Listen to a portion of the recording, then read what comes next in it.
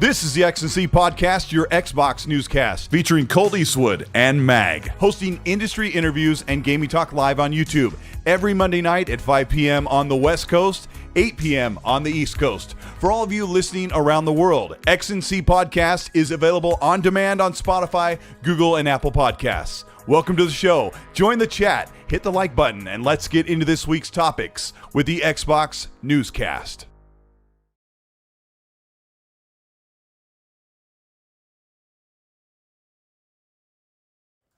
Welcome to the XNC Podcast. This is episode 232, but who's counting? Merry Christmas, Happy Holidays, and everything to everyone around. And instead of middle-aged game guy, I've got a much, much younger and more sexy co-host for today. Yeah. There's a lot of news. Like we're going into Christmas week, right? Jez, and you and I have been doing content for like the better part of forever, right? And normally it quiets down, but there's a lot of news going on. How are you doing with everything? I'm doing all right, man. It's sort of like the last couple of days before we finish for Christmas. Like the office will be closed officially, but like the news cycle doesn't stop, right? So even though officially we'll be closed, I'm pretty sure I'll be working this week. But everyone's kind of in this mad rush to get everything out. So like there's content to go up over Christmas, you know, like YouTubers do. Like they have a bunch of videos prepared. We'll have a bunch of articles prepared, but not me. But yeah, I'm sort of down to the wire. Like I've missed a bunch of my own shows on Xbox too, and you've graciously stepped in to help out. So I really appreciate it, man. I really appreciate that, and you know, to your community as well for showing us all the support there. So thanks for that, dude. Yeah, I mean, it's really super easy to do one of the biggest podcasts in the world, but also hang out with my personal friend Randall Thor. So it's not too much suffering, right? To do that. I don't know if we're one of the biggest podcasts in the world, but well, in our sphere, I suppose, in our little sphere of people talking about gaming and Xbox especially, but we talk a lot about that's true. The XNC and Xbox 2, covering a lot of Xbox and Microsoft stuff all the time. And, we've been branching out a lot of different topics, but everything's always like, I can't help but look at everything through the lens of if you're an Xbox or Microsoft fan, like what does this mean for you if you're on multiple devices? So a lot's changed over the years, and it hasn't been too bad. We've had a really good group of fans and friends that have been watching both podcasts, and we appreciate that. But you say like content creators are making videos to cover the holiday season. I put out a video a few days ago, and like that's supposed to sustain me like a dry saltine cracker while I enjoy my Christmas with my family. I don't like bank a bunch of videos and roll them out. I've never really been able to do that. So, but yeah, many of them. I mean, even Rand like is taking a little break from video creation. It's stressful, man. Like when your boss is the algorithm, you've kind of like you got to keep going and going and going and going. You can't really stop because like if you take a break, Google's like, oh, this account's finished now. We'll push someone else up instead, right? And then like you might lose your place in the algorithm. It's crazy, man. Yeah, and you see like some content creators like they get burned out, man. It's crazy. I can't do it. I always think to myself like I want to do more video, and it's just like I can't do it, man. I just don't have the time, man. I've been doing this for like 8 years, and I've been burned out like every couple of months. And the algorithm is like, when you look at the metrics, there's a reason why those lines are spiky. And if you sit on those lines, they start to hurt, and they make you move. And you have to come to a point where you don't let the thorny spikes of a metric graph tell you when you can enjoy regular life or not. Like I even go on vacation and I'm like, oh, I hope my video does okay so I can enjoy the 3 days with my family and not worry about YouTube because it comes in full-time. More than full-time job. But are you ready for Christmas? Are you going to do some big holiday party and invite thousands of people over to your house, to your apartment? Nah, we already did. I already did the holiday stuff. If you know Gembox360 on Twitter, hung out with her on Saturday, played some Valheim, watched John Cena lose to Gunther, which was hilarious. Oh man, people's reactions to that was just really funny. But But yeah, I think we've already done the party and stuff. It's going to be a quiet one, I think. Just my family eating Yeah. some Christmas mac and cheese because I don't like traditional Christmas dinner. I don't either. Like my family will eat vegetables and turkey and the traditional kind of stuff, and I'm gonna have mac and cheese. Like beans stuffed in a turkey carcass is what a traditional British breakfast or British Christmas meal is, or is it much It's kind like of funny ours? because like I don't know what Americans do for Christmas, but like Thanksgiving dinner sounds a lot like a British Christmas dinner to me. Like there was stuffing and the turkey and that kind of thing. I just looked down in Hazador's comment. It says, "Who would win in Colt's hairline or Zuby Tech sources? My money is on Colt's hairline." Haz is great. I was just telling my friends and family that ever since I buzzed my head, people don't usually say anything about my hairline anymore. I think it's when you try to grow your hair out and say, "I'm not bald," then people start to say more things. But people actually been pretty cool about my hair now.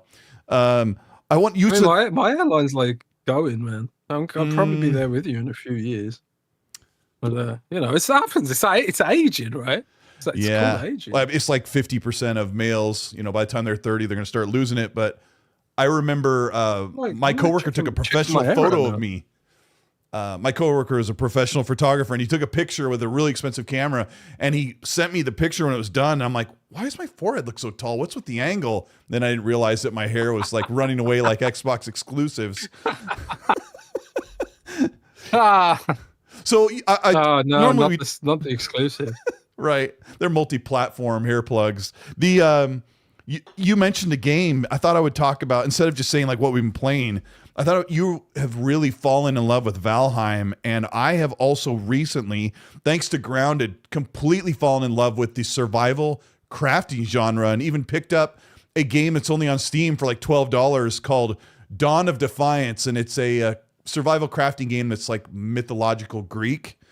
And anyway, I was playing that for a while, and I saw you're all over Valheim, and I tried to play that one. That one's got its hooks on you, huh? I'm obsessed with it, dude. I'm obsessed with it, man. God, in like a couple of weeks, I must have put like at least 150 hours in, something like that. I'm just in love with it, man. I tried to play it when it first launched because like I love PS1 style retro graphics, the big chunky pixels and like, but it's got modern lighting, it's got depth of field, so it kind of looks like how we imagined PS1 looked like as kids, You fill in the blanks with your imagination. So it's like modernized PS. I love that style. I love that aesthetic so much, which is why I'm so happy like New Blood Interactive's coming to Xbox so strongly. But when I first played it, when it first launched, because it's been in early access for like a million years now. Mm-hmm. And it didn't have a ton of content. It didn't have a lot of biomes. It didn't have like a ton of progression or things to do. But like now I think it's 3 years, I want to say, in development now.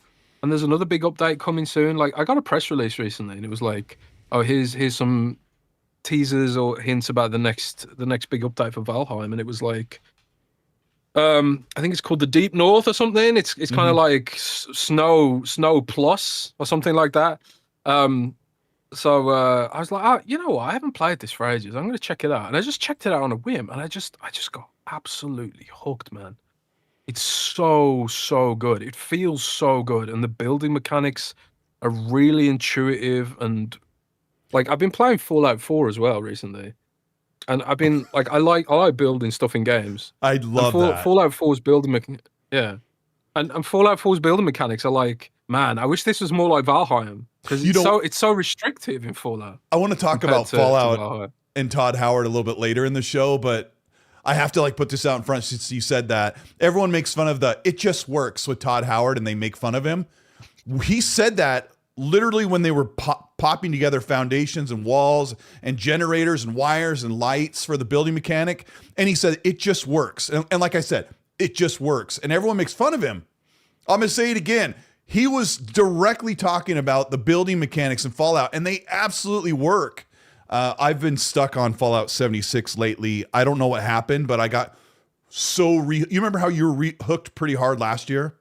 I think it was on Fallout 76. I'm gonna get back. I know I'm gonna get back into that as well. I just want to play. I just want to play Fallout 4 for a bit first, but I love 76, man. Fallout 4 is so good. I don't know what happened. I think I was like, oh, I thought about maybe making a video about Fallout 76 in 2025 or 2026 for the people coming back for season 2. And I was like, and I started playing again. I'm like, yeah, this, I was in love with it a couple years ago, but I am so rehooked right now. Like every waking free moment, I want to play that game. I'm playing with my friend Game Seeker, and I've just been having a really good time. But there's something about the survival games they're like our cozy games, right? You know how people like cozy games. There's something about chopping down trees, gathering resources, bringing back everything. And once you have enough stuff to build something, that is so addicting. Another game I play is called Enshrouded, which is coming to console soon. And it's a survival crafting game, but their niche is most of the valley is covered in this deathly fog. Like you can only be in this poisonous fog for so long, and you have to duck out with everything that you have without losing your stuff. So these games are just fun. That's what I've been playing. So what have you been playing besides Valheim? Man, I've been all over the place, man. I got like gaming ADHD or something. I just finished the Diablo 4 season. So Diablo 4 added the Paladin class, which was, the big Gamescom thing. The big Game Awards reveal, sorry. So I went through that really quick. I enjoyed it, but I've still got like I could turn the whole podcast into everything wrong with Diablo 4 podcast if we wanted to, but we won't do that this time. I've still got reservations about the way that's going. So like on the back of that, I installed Path of Exile 2 because I want to do a compare and contrast, right? And oh no, it's Alex. He's constantly telling me, he constantly glazes Path of Exile like it's the best thing in the universe. He loves that game, man. I think Tencent's slipping him some money. I think that's what it is really. I think it can't. I'm sad to myself. It can't be that good. I didn't know Tencent was behind that for a publisher. Yeah, so Tencent's a big investor in what are they called now? Is it Grinding Gear Games? I think it's Grinding Gear Games, the people who make that. So Tencent's an investor in it. They don't own it. I don't think they own it, but they're a big investor in it. So I think Tencent's slipping. Oh no, it's Alex money, but I want to find out for myself if it's actually good. I've downloaded it because Path of Exile got a new. You've never played it at all? I've also been playing. I played it I played the first one, and I played the second one a bit when it first came out. Oh, okay. But I found it to be tedious at the time, so I'm going to give it another try because I found Valheim tedious at the time as well, and I eventually got into loving that. Right? There's some games where you just need to give them a second chance before they click. Another game I've been given a second chance now after it's had a million updates is Stalker 2. I've been playing that as well. I've also been playing Fallout 4 because it's on Xbox Play Anywhere now, and it runs really well on the Xbox Ally. Oh, they did another update for Fallout 4 recently. Yeah, it runs in low power mode at 60 frames a second, so you're getting the maximum battery life. It runs really, really well. So I've been playing that on the Xbox Ally a lot. What else have I been playing? I downloaded Divinity Original Sin 1, because I'm going to play that again. I've also been playing Satisfactory a little bit here and there. I've also been playing Supermarket Simulator when I just want something, to completely brainless, empty my head. And dabbling with the new Overwatch season here and there. Also been playing Silent Hill 2 Remake here and there. I downloaded this demo, Tenebris Somnia, from New Blood Interactive, which is a horror game that's coming soon to Xbox. And I've also downloaded Monster Hunter Worlds as well, because there's a new monster coming to that as well. Oh my gosh. I've been playing a lot of shit, man. Yeah, imagine that, a content creator or a journalist that plays games. Who would have thought it'd be possible? I've also been playing Monster Hunter Stories on cloud. And Dragon Quest 1 and 2 Remake. Oh my gosh. Yeah, a little bit of everything. Yeah, you say a lot that the handhelds really push you to play games more often. It's your Red Wolf in the chat totally clocked you, say Stalker 2. He has a really excellent channel covering Stalker updates.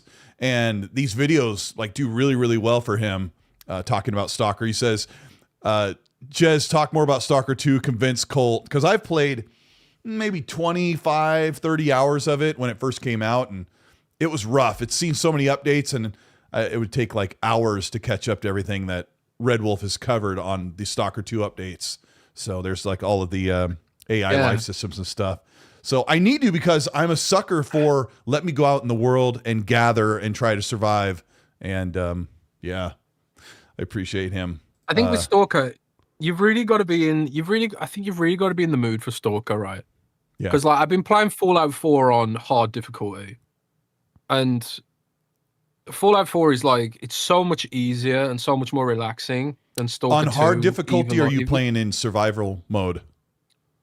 In no, this is hardcore? this is the thing you see. Like when you play Stalker 2, it's kind of like you're always in Fallout survival mode. Right. And like there's no fast travel and all this kind of stuff. Like the whole point of Stalker is to be completely immersed in it.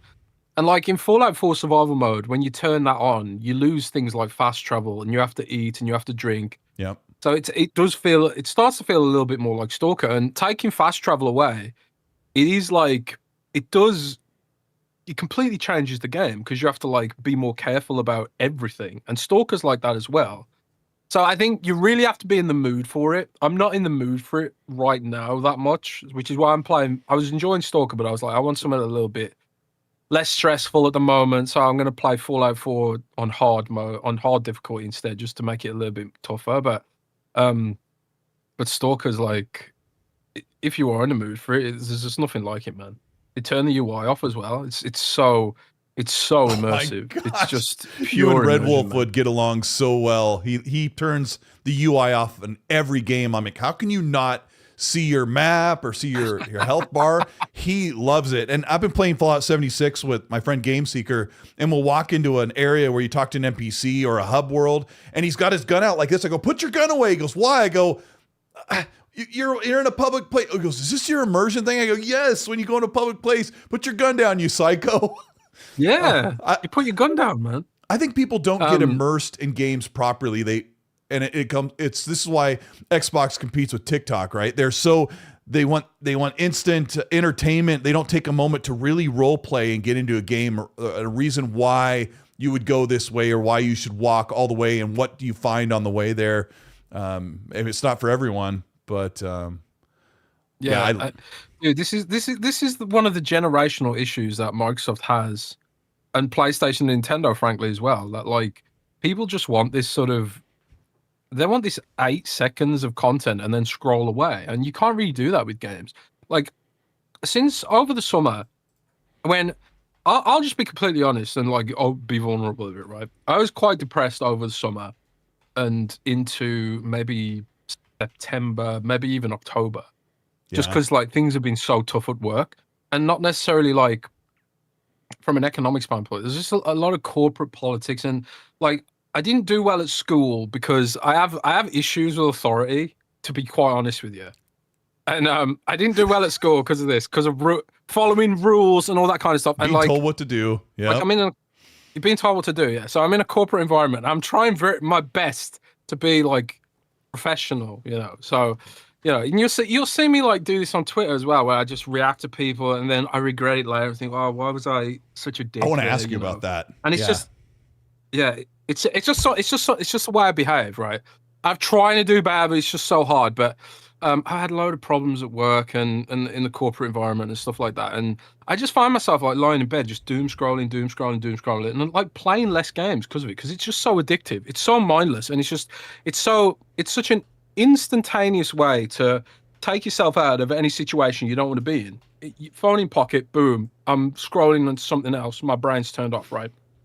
But since I got like the Xbox Ally, I've been like making a conscious effort to, instead of like lying in bed and scrolling for an hour before sleep, just playing a game or focusing my attention on one thing. Not even just the Xbox Ally. I've been like trying to read books and stuff, and doing less of the doom scrolling stuff, because the algorithm, it throws up so much like intentionally controversial and oftentimes just controversial, negative, or mocking content that just mocks things. Mocking content and just all that kind of stuff, right? Like I opened my that helped too. Yeah. I opened my Twitter page this morning, and it was just like the first thing was like hot take, like left-wing hot take, US politics, and then right underneath it, right-wing hot take, US politics, and it's like, why does the algorithm think I want to know about US politics? It's not even that. It's show like me a cool indie game or something. Reel after reel of bashing Expedition 33 for being so overrated, or how stupid fans are for liking games that everyone else likes, and like I get a lot of that stuff too. And man, an hour would go by laying in bed on my side with my phone, flipping through reels, and I would waste an hour so quickly before I go to sleep. And then I learned from I've been talking to my friend Red, and I were listening to books like The Witcher or Lord of the Rings or Mass Effect by Drew Capsation. You know, so I was listening to these books, and I closed my eyes and picture. Is that how you pronounce his name? Drew Carpishian is how you say it. But the narrator's like, Mass Effect by Drew Carpishian. Yeah, so Captain Anderson walked through the corridor with his pants around his ankles. Like that. Yeah, it's good stuff though. And then I just close my eyes because we've seen all the games or the movies or whatever they are. I can picture it, and then I fall asleep. And then I wake up in a better mood. But I wanted to ask you about, let me totally sideline this because you reminded me about you and I don't like to deal with authority. And I saw a slight conversation you had with Microsoft PR. And I thought, let's bring this up for just a moment because there's been some controversy with Microsoft and how they're dealing with AI and Copilot. You've written so many really great articles and had your opinion out there on the internet about how Xbox and Microsoft are dealing with AI and people being employed. And can you kind of, I don't know if you can help me set the scene. This Microsoft PR spokesperson was like, wrong to all these articles. Oh, this is slop. You know, this is written wrong. This is like this. Don't even bother reading this article from one of your writers at Windows Central. And I thought, well, this isn't how a PR communications person speaks. Like this is, that's like throwing a grenade. I work in communications in my job and we don't talk like this. Like you have to, when you approach somebody from a professional standpoint, you can't just say, dumb. And I saw the reaction you had. I don't know. I thought maybe you could bring it up delicately or however you want to, but maybe you could give everyone here kind of an insight of what's going on with that situation. I kind of brought it out there kind of vague, but yeah. So what happened was Frank Shaw, he's the leader of Microsoft Communications, like all of it. He's the boss of all the communications at Microsoft, right? So pissing him off is not really something you want to do, right? Yeah. But he quote tweeted one of our articles and he said, don't read this incoherent article, read the Business Insider article instead. And what it was about Satya Nadella mandating AI use for its executive teams and trying to push AI, right? And it was also about, and our author had linked it to a report which Microsoft's tried to debunk. A report that nobody wants to use Copilot and that Microsoft cut its forecasts, right? That was like a whole thing, a report from a website called The Information, right? Which is, you know, a respectable publication. Because your team has seen the numbers. I noticed that. Because you've said this a couple times. Like we were just reporting what other people have reported, really. It was more like a reblog, right? Okay. So like he called the author incoherent, or at least it appeared to me like he was calling the writer incoherent. And it kind of pissed me off because the writer doesn't have English as his first language. And that writer's gone through some personal tragedies recently at the moment. And he's working through it. So I just felt like kind of mama bear about it, you know. And I was just like, fuck this guy, you know. Yeah. So I replied something like, it's not as incoherent as Microsoft's AI strategy or something like that. I can't remember. And then he replied something like, keep digging your grave, you know?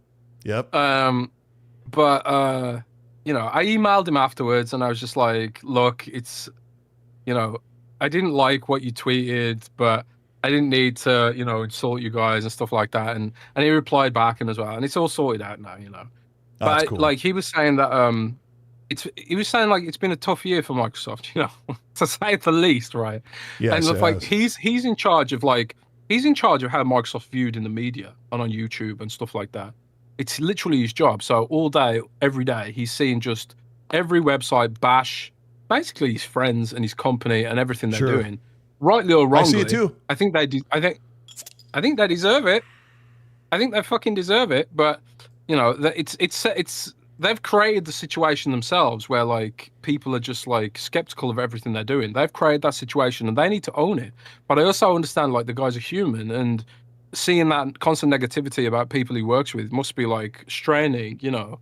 So like, you know, it is what it is. But like I say, like I tweet things sometimes and Fuck me, why did you do that? Sorry, we allowed to swear on yeah. this show. See, again, I didn't even ask if I'm allowed to swear, because some podcasts are really funny about that. Are you funny about that, Carl?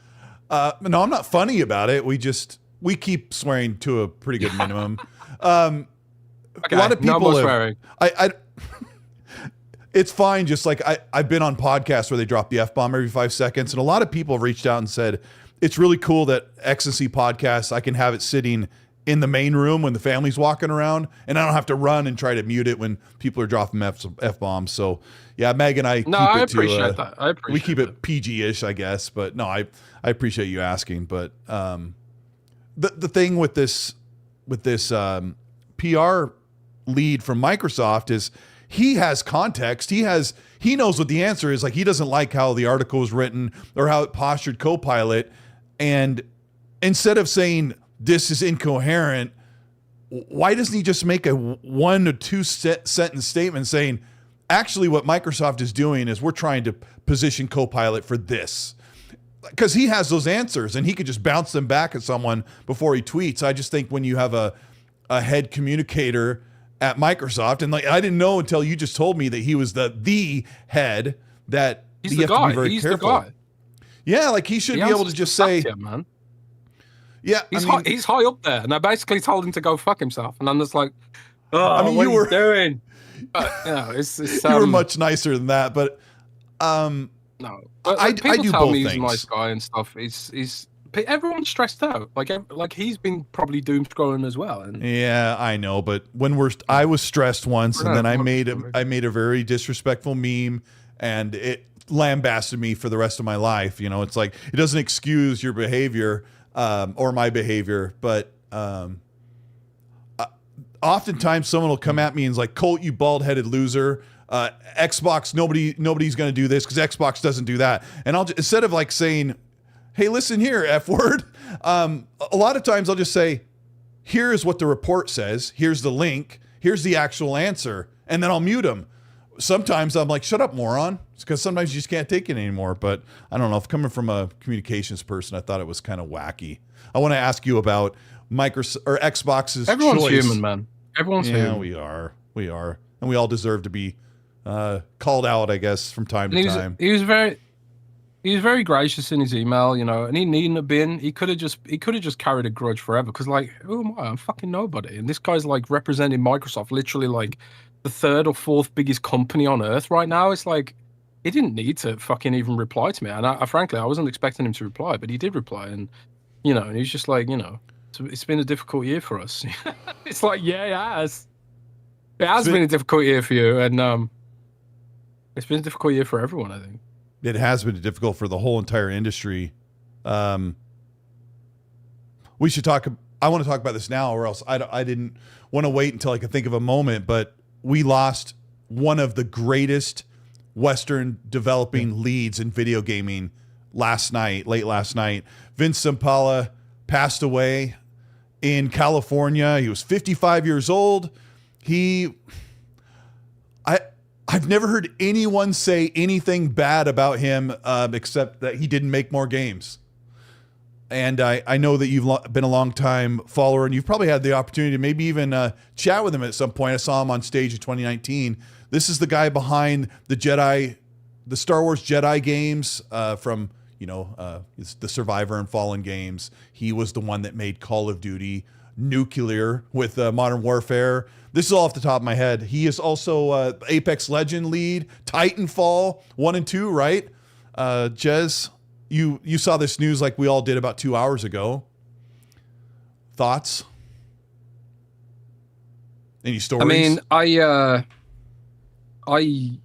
I've never met him myself. I mean, I've been in the same room as him at events and stuff like that. But I've never I've been like, hey, I'm Jez. Like, I don't do that. I'm too shy.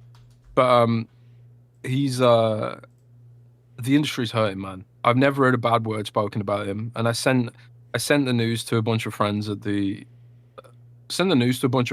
industry, like, who weren't even aware of it. So I was breaking the news to them. I was linking the I think it was LA NBC who broke the story. I think NBC in America, and they're just, everyone's devastated. Like, it feels like no matter what like even people who like don't like each other like Vince Zampella.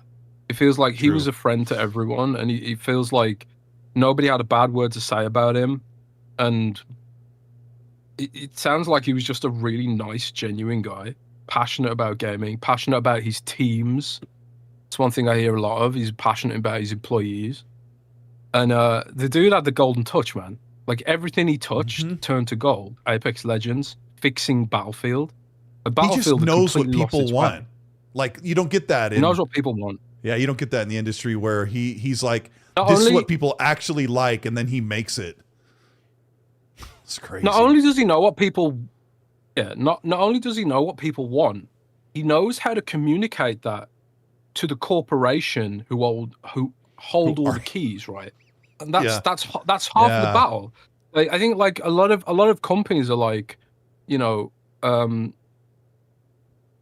they're the gatekeepers. They're the ones that can fund your game, right? And half of the battle is convincing, half of the battle is convincing the people with the clipboard that your vision is the right one. And Vince proved that repeatedly, that his vision was the right one.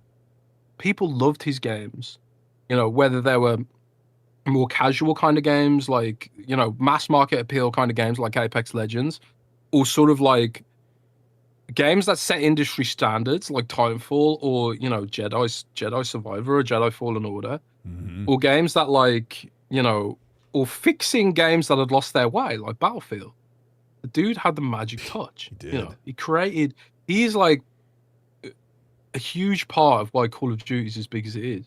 Even in Call of Duty's off year, it's still one of the biggest games of the year. You know, even in its off years, like everyone's talking about Black Ops. Like someone in my mentions earlier was like, Black Ops 7 is a flop. You know, and I had to link him like the Sakana stuff, and he was like, it's number 2 behind Fortnite. Again, even in its off year, despite all the negativity, despite all the clowning, Call of Duty's legacy is like, it's got such a legacy of driving people to console and growing an industry where there previously wouldn't have been one. Everyone says that Call of Duty is dead, and 7 is the biggest failure they've ever had. But it was literally 12 months ago they had the biggest Call of Duty they've had in a long time with Black Ops 6. And I was watching one of my news reports from 12 months ago, and it's like Call of Duty Black Ops 6 is one of the highest selling, fastest growing Call of Duties in years. I can't remember what the report was. I think it was like a Windows Central report I flashed on screen. And I was like, oh yeah, just 12 months ago, Call of Duty's been doing great. And Call of Duty was always really good, but when Vince stepped in and said, this is what we're going to do, it's going to be grounded in reality, it's going to be modern warfare, a nuke's going to go off in the helicopter, like all that stuff was, I was barely getting back into gaming, and my buddy said, oh, check this out, and had me come over to his house, and he showed me that mission, like he was fighting and getting into cover, and then that cutscene happened, and I was like watching this on his 50-inch, you know, TV going, what in the world is this? I've never seen anything like it. He's a genius, and everyone talks about how sorely missed he'll be, but in his very short life, you said it perfectly. He set a standard of what the blockbuster action video game is that everyone wants to play. And he left the earth at 55 years old, but he's already created a legacy that most could only ever dream of. So, yeah. Everyone I know is devastated. Everyone in the industry I know is devastated. I was like, when I saw Ryan McCaffrey post it first from IGN, and I was like, oh my God, did Ryan get hacked? Did he fall for fake news? Is this some AI bullshit? I couldn't believe it, man. I was just like, are you serious? And that's where you first saw it? Ryan McCaffrey tweeted the NBC piece, and I was just like, this is horrific.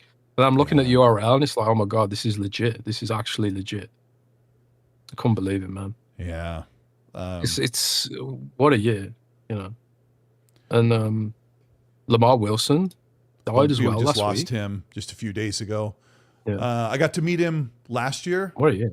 At Summer Games Fest. He was walking outside of the Jeff Keighley Summer Games Fest, and we all took a bunch of pictures with him. And of course, he's like got the biggest smile on his face, and that smile is, there's a lot of stuff going behind the scenes with people. And, you know, when you say like, you know, everyone's human, we lash out from time to time on social media, you have to be careful. You don't know what people are going through. Like most of the time I'm smiling, you know, but you know, sometimes people are having a real tough time at life behind the scenes. So, it has been a really amazing year, but kind of tough at the same time. But, we've got a lot of stuff to cover and well, I'll get some of the bad stuff out of the way because I think the rest of the topics are actually pretty exciting. But I wanted to ask you about Xbox decided to cancel their free gift to us as gaming fans to celebrate all the money and time we spent on the platform. And they canceled the Xbox Wrap in lieu of we can't afford it. And this news has been out for about 3 days, but I was surprised, Jez, how many Xbox fans are like, shut up, Colt. This isn't that big of a deal. Quit. You're making Xbox look bad. And I wanted to get your opinion on this. This is quite funny because I had the opposite experience. I was surprised how many people really wanted this. Because I was like, it's not a big deal. Because I was like, I don't care much about the rap thing. Like, Spotify created the whole rap thing, right? Because they started it. Everyone's trying to do it now. Spotify started it, yeah. Spotify, at least I think they did. Maybe some other smaller company did, but I really think it was Spotify that really made it popular. Well, how long has Xbox been doing this then, in your opinion or your memory? 5 years? I don't know, man. It's 6 years? So this is why I like podcasting with Rand, because Rand remembers all the dates. He does. And I don't remember shit.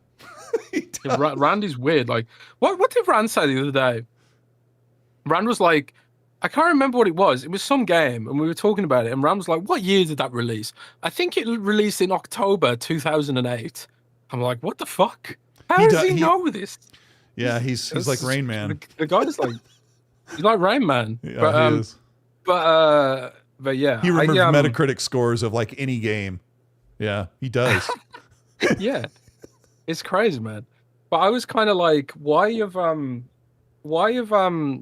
can't remember what we're talking about now. The unwrapped thing. What are we talking about? Wrapped. Yeah, Xbox unwrapped. Yeah. So Xbox has been kind of consistent with it. They do it some years, but they don't do it other years. And the one that I really remember was the 2021 20-year anniversary. It was where really they did cool the one. Xbox Museum. Yeah, and it was like this 3D museum thing, and they had like all your stats and your highest play game ever and stuff like that, right? You kind of flew through it as you were going through. Yeah, it was kind of 3D. Yeah. Yeah, 3D. It was all 3D. They really went all out with it. I asked around some people and I was like, so why are we getting a wrap this year? Are we not getting a wrap this year? And they were like, no, we're not getting a wrap this year. And and it was my report, right? And maybe potentially I miswrote it.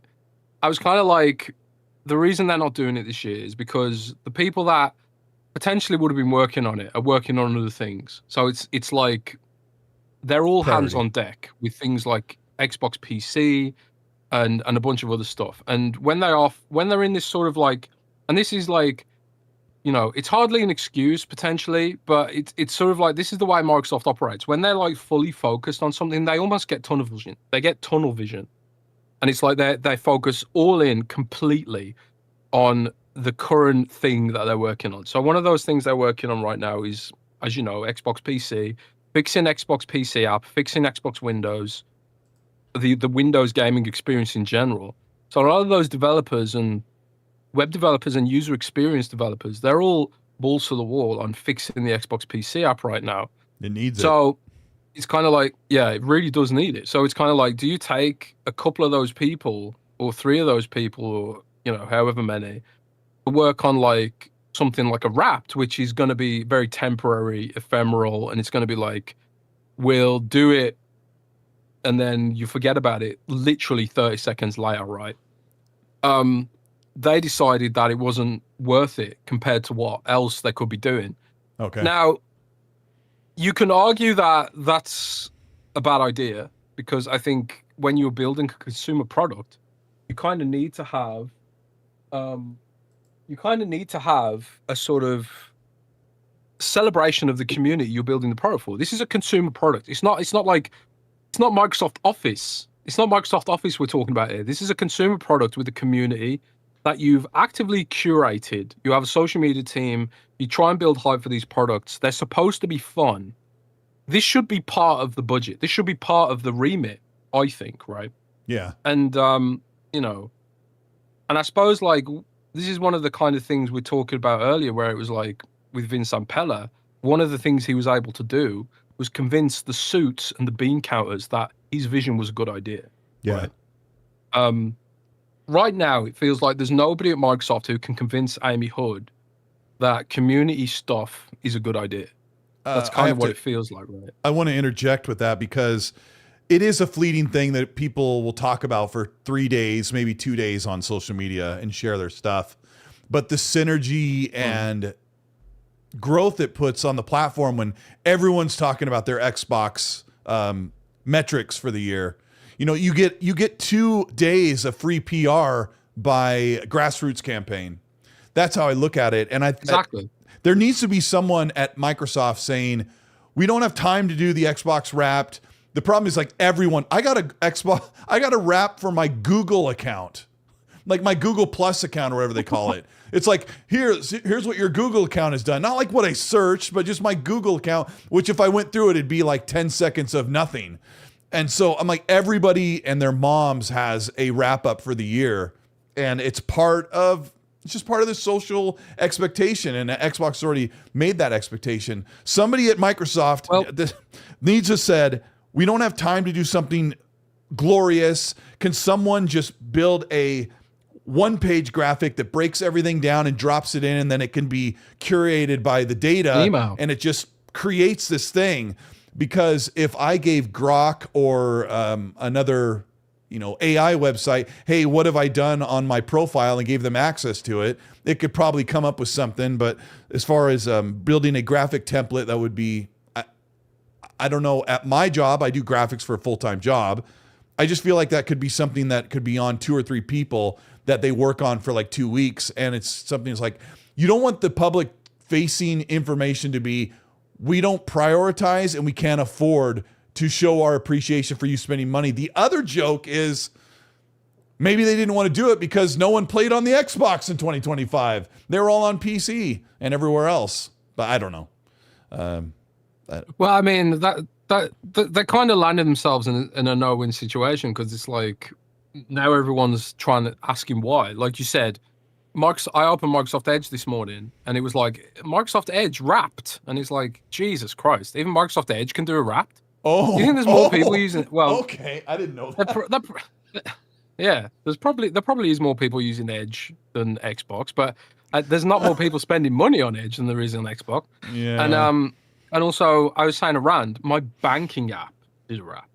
Oh my gosh. So my bank in the UK was like, hey, you want to see your spending insights from 2025? And I was like, no, I don't. Just show me how much damage my bank account's got pending on it right now. But yeah, like, if it was me, I would have built a system that could live in an evergreen way. Like a few years ago, I just would have built, like, this happens automatically. They've got the data. Yeah. You just need a bunch of graphics. Hell, get Copilot to do it. You're talking about how great AI is all the time. Just give us something. But it feels almost like intentional that they want to push people away. And you have to sit there and think, there's no way they want people to be pissed off. There can't be any universe where they want people to be pissed off. Because, like, otherwise, why would they be trying to do deals with, like, Square Enix and do all this marketing, all this other stuff? It just feels like they're stretched so thin right now and in such a panic over their next-gen pivot that some things just had to fall by the wayside for whatever reason. I have to ask you, if there's, like... If there's next year, it better be good. Oh, I know. They're like, oh, it's going to be so amazing. And Matt Booty said, it's going to be a banner year and a banner platform of a banner this. He said that like 3 times. I have to ask you, if there's like 50 million core Xbox fans, which I think that would probably be a pretty good number, how many people actually are like, dang it, I'm not getting a wrapped? Like, I sometimes can overblow things, but the negative PR just grows like wildfire. Like, all the people who don't care about Xbox, all the people who might not really need a wrapped are still outraged or just using it for a moment to dogpile on Xbox. And I have to wonder if there's 50 million Xbox fans, how many people care? And my other question is it worth the PR hit to look like they don't care? It's a good question. And it's one of them, like, how do you put that in a spreadsheet? Because clearly the people with the spreadsheets are the people who are running the show right now. You know, we went from a time where Xbox was investing in things that were very pro community first, and things that people directly asked for, whether or not they made sense on paper. Did Microsoft make a ton of money from working on backwards compatibility for Xbox? I don't know. Like, are a lot of people buying those 360 games? It's nice to have, but is it like something that will make a bean counter happy? Is it something that will make Amy Hood happy with the rumored 30% margins? Like, is Xbox Wrapped going to deliver some kind of measurable, quantifiable return on investment they can put in a spreadsheet? If the answer is no, right now, it doesn't seem like it's going to happen. Yeah, it really does feel like the bean counters are running the show, and it sucks, you know. But I don't think this will be forever. I think like this is like a transition. It's a phase. And I do think like once we get through this bullshit phase and we get towards next gen, things will start looking a bit more normal, you know. Like if you are someone who actively uses the Xbox Ally, you can kind of see some of the passion that Xbox had for the console in the Xbox Ally right now. Like the pace of updates is very. You remember when Microsoft was working on the new Xbox One experience? Yeah, the new Xbox One experience and the pace of updates that we used to get on the console. We're getting that kind of experience on the Ally. Like I got a firmware update last week, which fixed the issues I had with Fallout 4 and also optimized it to the point where I can run it at 13 watts and I get like 3 hours of battery life out of it. Wow, which is crazy. That is good. And like, that's good. That's good for a handheld. For like, I know it's a last gen game, but it looks great. It runs like mostly 60 frames, like maybe 30, 40 in Lexington or Diamond City. Maybe it goes down to 30, 40, something like that. But like in an interior location, it's easily 60 frames per second, and you're getting like maximum battery life. Like, and there's a guy who knows his Fallout 4.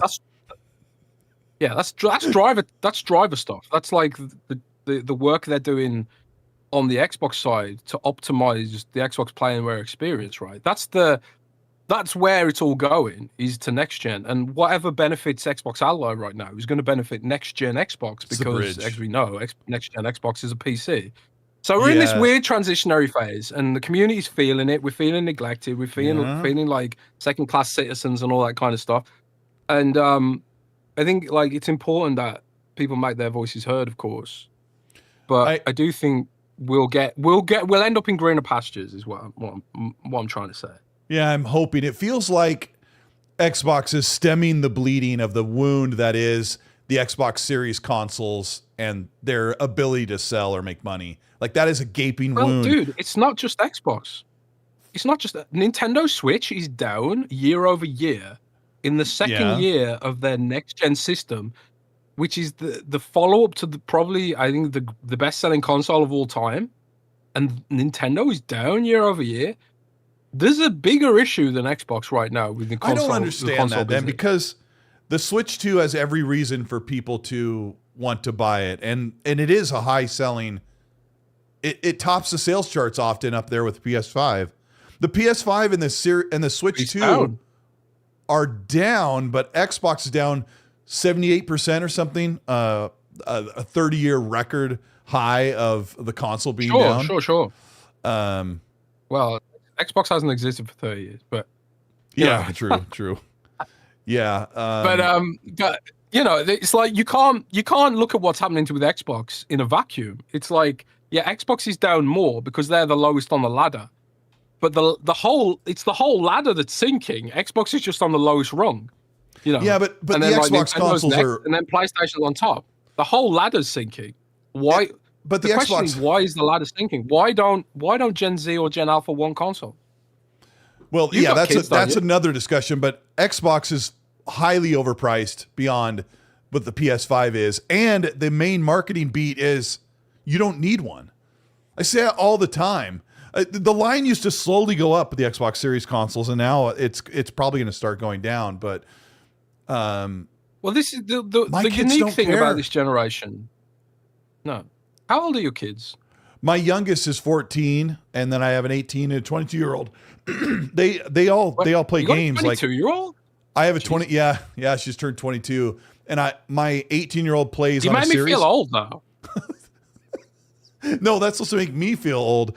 My 18-year-old plays on Series S, plays Fortnite. In my head, and you're Minecraft. like 30 years old in my head. Really? Well, I'll be 50 Yeah, like next year. in my head, like me and you are like 30 years oldish, you know, and we're talking about gaming. In my head, we're not middle-aged.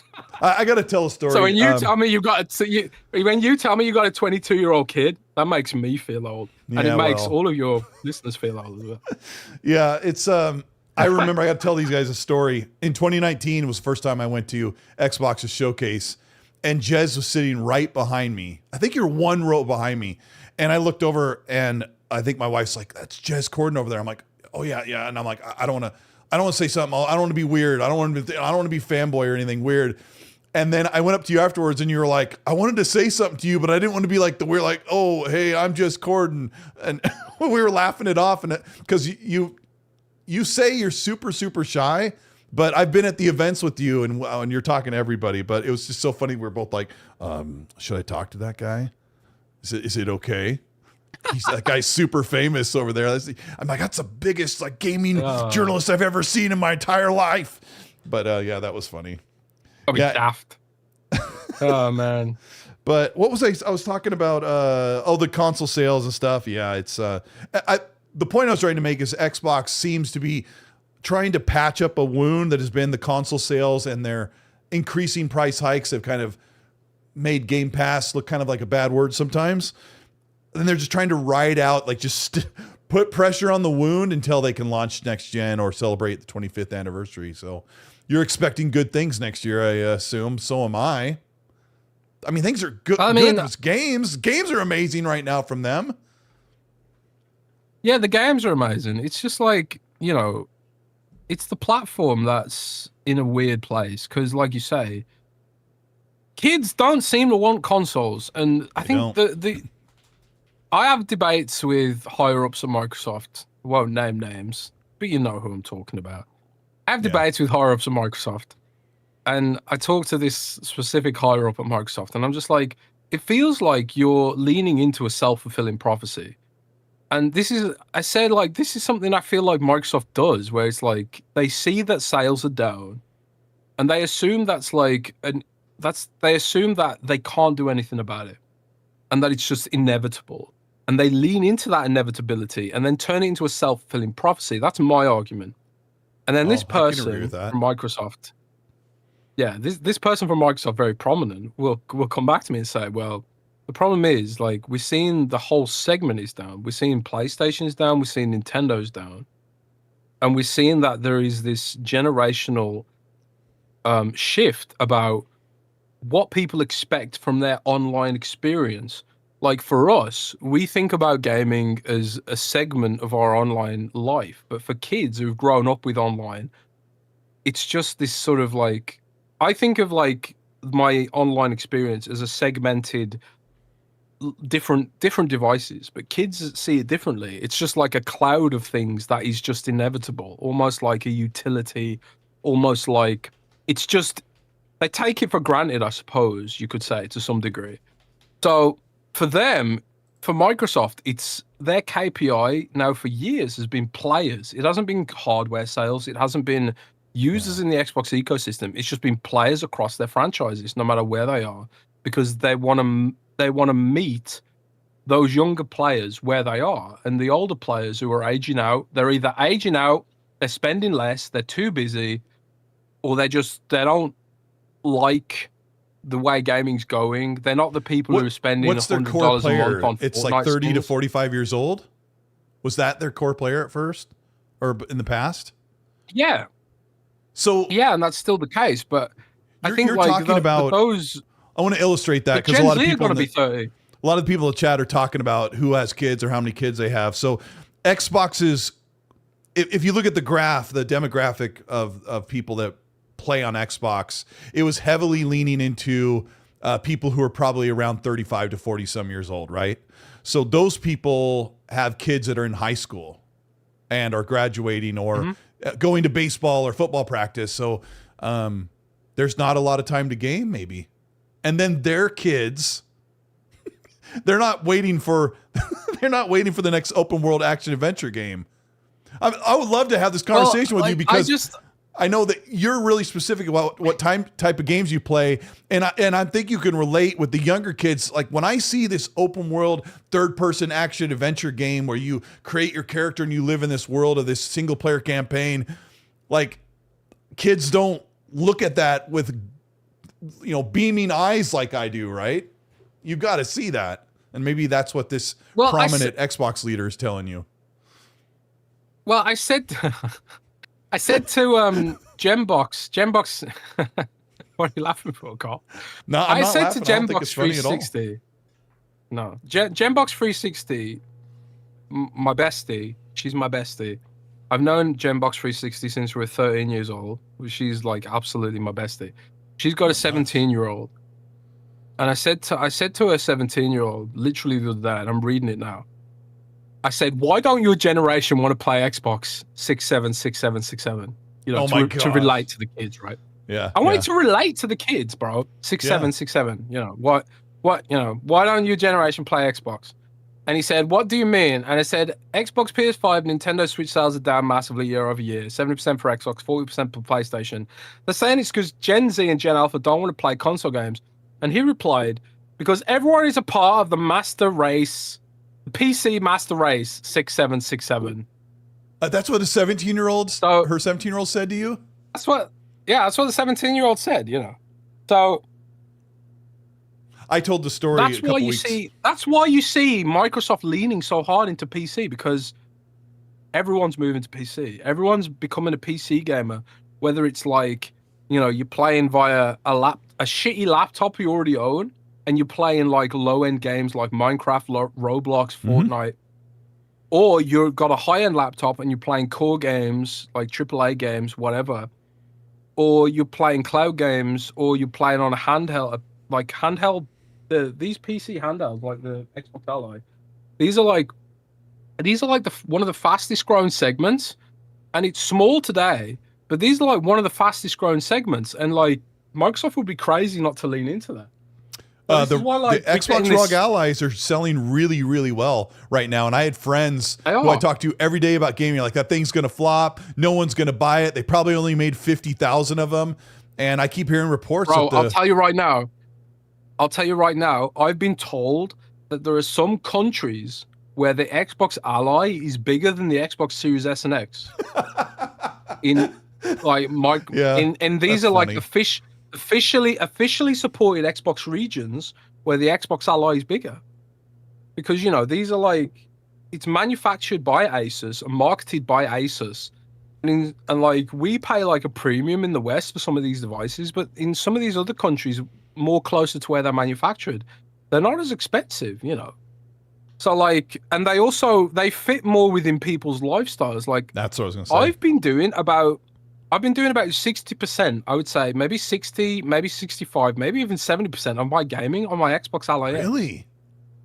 Wow. Yeah, seriously. Like, because I finish work and I don't want to sit in this uncomfortable chair anymore, and I want to lie in bed, and then I just play Valheim or Fallout 76 like this on my Xbox Ally X. Yeah, like just this. Looking like a hot dog in bed. Yeah. I have the ROG Ally over here. Right in my face. Yeah, you can see it. I have the white. Yeah, the regular ROG Ally, but I play the ROG Ally Xbox twice as much as I played that one. I only played that one on trips. It's just so comfortable. I love that. It's so comfortable. Like, I remember when they first showed these off, and I was like, God damn, that is ugly. But it's like, I didn't think that at all. I thought it was ugly. I thought these huge these huge chunky joysticks were ugly, but I'm also not a fan of the Asus bullshit they put on it. But it's, once you're playing a game, you don't care about any other stuff. It's so comfortable. It's so balanced. It feels so good. Yeah, and I'm just this makes all the difference in the world. I talked about this when I kind of reviewed it on the show. It makes all the difference in the world.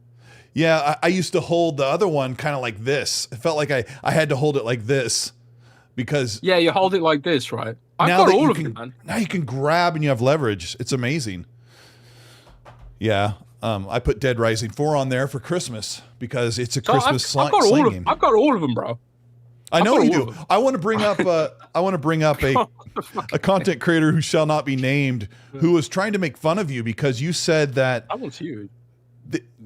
someone said that, or you said in an article that, or maybe it was a tweet, that the Xbox ROG Ally X has been really good for your mental health. And I know exactly what you're talking about because I read the article. You're talking about how you said in the beginning of the show, you're doom scrolling, you traded out for gaming. This little content creator was making fun of you saying, this guy literally could have done that with all of the other handhelds. I'm like, hey, dummy. This is the one you say, right? Hey, moron. He's had all the handhelds. Guess what? You're not going to believe this. I literally had them all. You're not going to believe this, but maybe Xbox made one of the most comfortable and most intuitive handhelds in the beginning of the handheld market that has been the resurgence since 2023. Well, this is it's literally what I said in the article was like, it's not the handheld itself, it's the upgrades Microsoft has done to the handheld to make it so you can just turn it on and get straight into a game. Like when I had the Lenovo Legion Go and the Asus ROG Ally, and I didn't use them that much because they're not as intuitive to use. You turn them on and then you have to tap around and you have to like figure out which games work well and all this kind of stuff. Microsoft's eliminated a lot of those barriers. You just turn it on and you go straight into the game now. And the thing is, you can buy a second-hand last gen ROG Ally and get the same experience, but those features weren't available before. They are available now. For 2 years, I didn't have that. Now. Yeah, I'm on the plane going like bringing menus up with my finger, and I finally had somebody help me go in. I'm like, oh yeah, just like a regular PC. I scaled up all the UI so it's easier to actually touch stuff. Like you can see it. But yeah, I love the full screen experience. Do you have channel memberships on your channel? I do. Yeah, you're seeing like Decatron is a channel member, and he's commenting right now with the little Halo icon. Why can't I gift? I can't gift any channel memberships, bro. You can't? Oh, there's Jez. No, I can't. I don't know why. People do that all the time. I'll give you a super chat instead. But yeah, I appreciate that. I don't know. Sorry. I play a lot on PC. I play probably half of my time.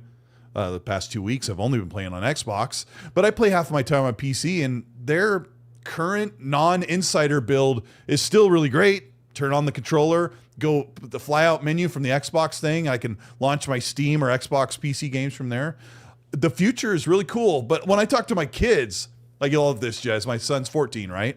And I was driving to school one morning. I'm like, what do people at high school say? He's a freshman. I'm like, what do they play on? Do they play on Xbox? Do they mostly play on PlayStation? He's like, no. I'm like, what do they play? He goes, I don't know. They don't talk about it. Nobody's walking around with an Xbox shirt or saying, Xbox sucks while they're wearing PlayStation, stocking cap. That's just 35-year-olds do that. So yeah, his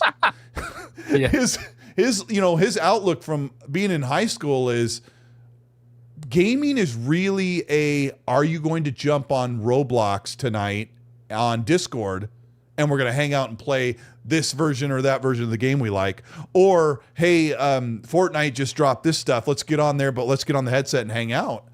And we do all that stuff with our friends. Like I play Fallout 76 and half the time I'm just yakking and talking about everything else.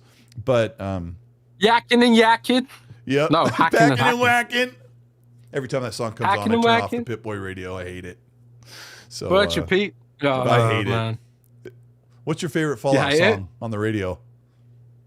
I actually recorded a clip yesterday on my Xbox Ally, and I was going to tweet it out. But one of the things that annoys me about the Xbox Ally right now is it's not easy to take a clip and then put it on the internet. I don't even know how to do it. And that's one of the updates. How do you record? Yeah.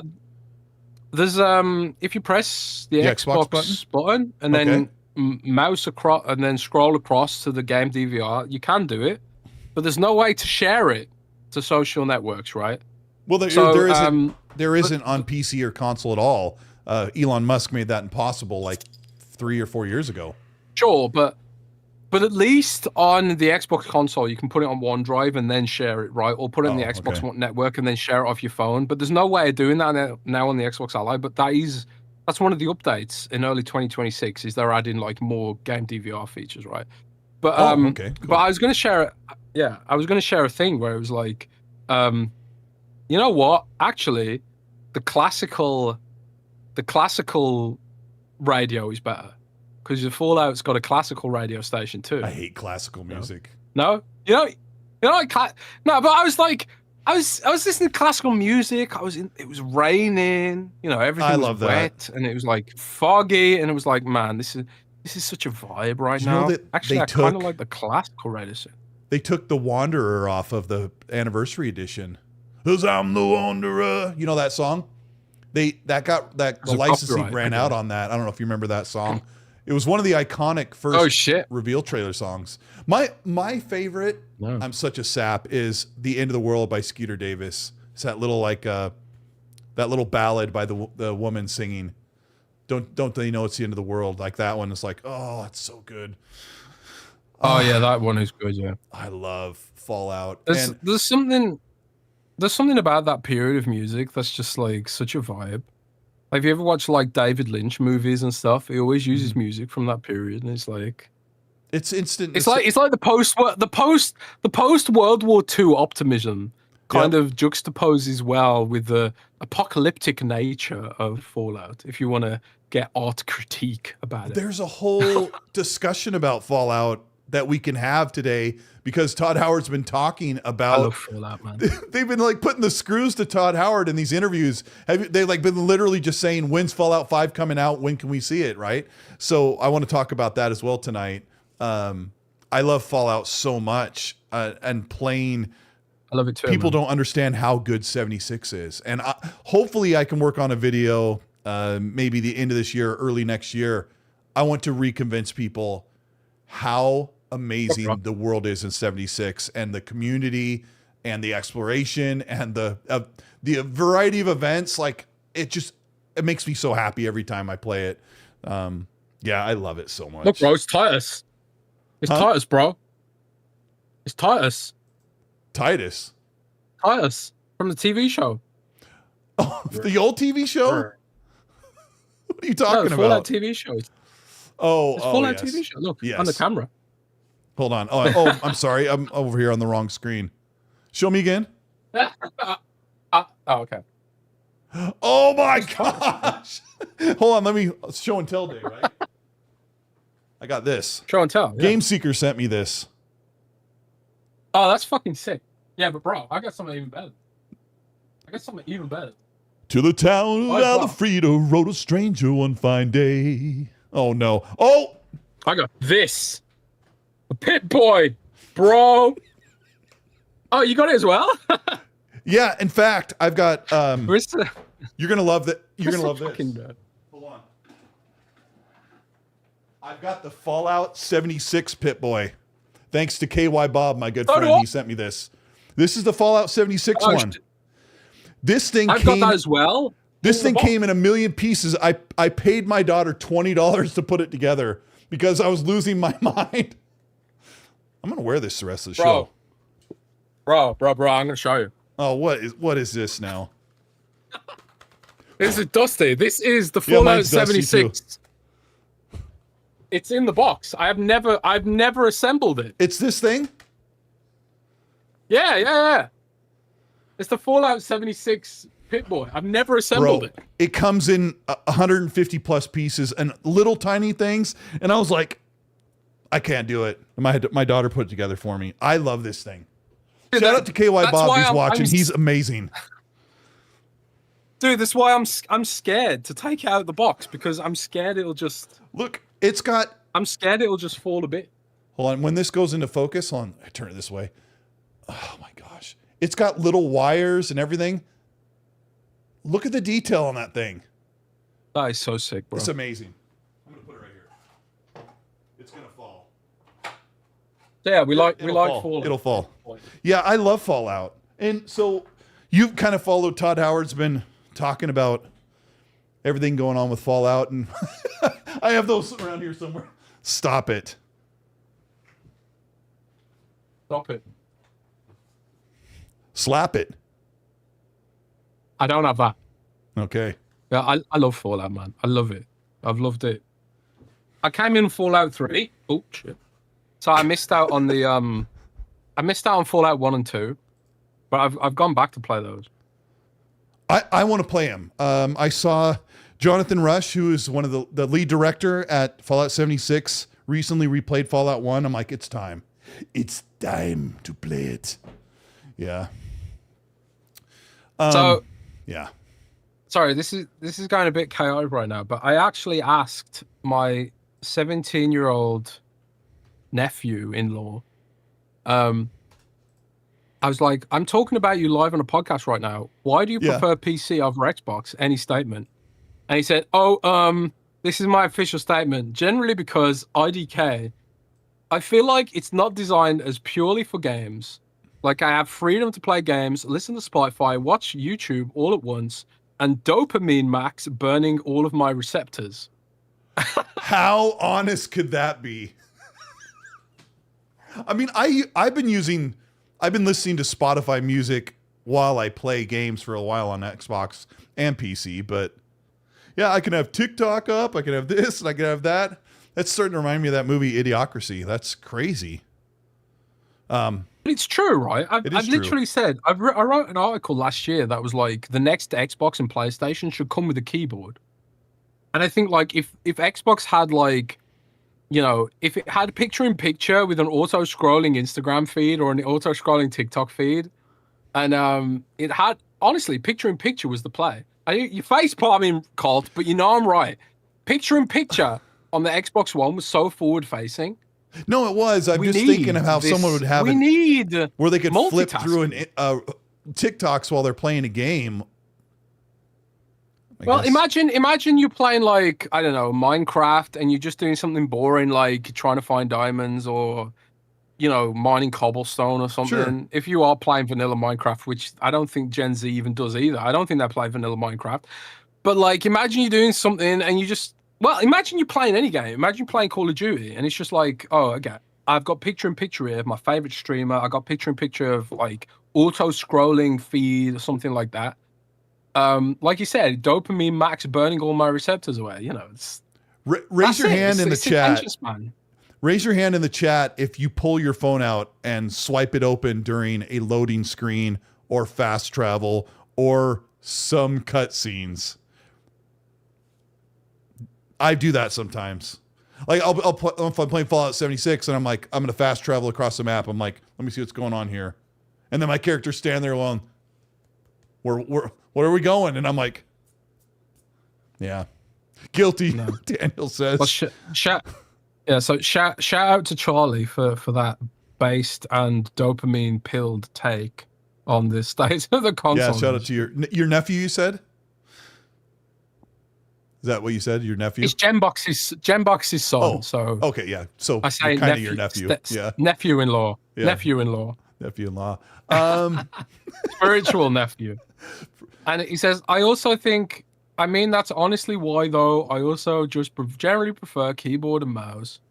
Obviously games that are better with a controller, I'll just plug it into my PC. But it's just like, you know, it's what it is multitasking, versatility, the capability to do multiple things at once. These are things that Gen Z value. And I think people who like, even like millennials who play on PC, that's what they value as well. And for what it's worth, I think that's probably not good for your brain to focus on multiple different things at once. But we all do it. It's addictive and it's what people want.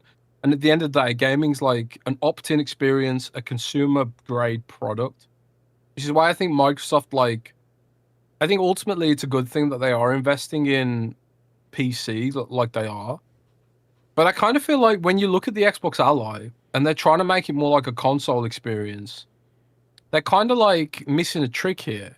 Because it's like people want to be able to do multiple things at once. They need to bring back picture-in-picture, bro. Or yeah, remember Xbox One had picture-in-picture? Do you remember when the Xbox One launched? Yeah. You could watch football while playing a game.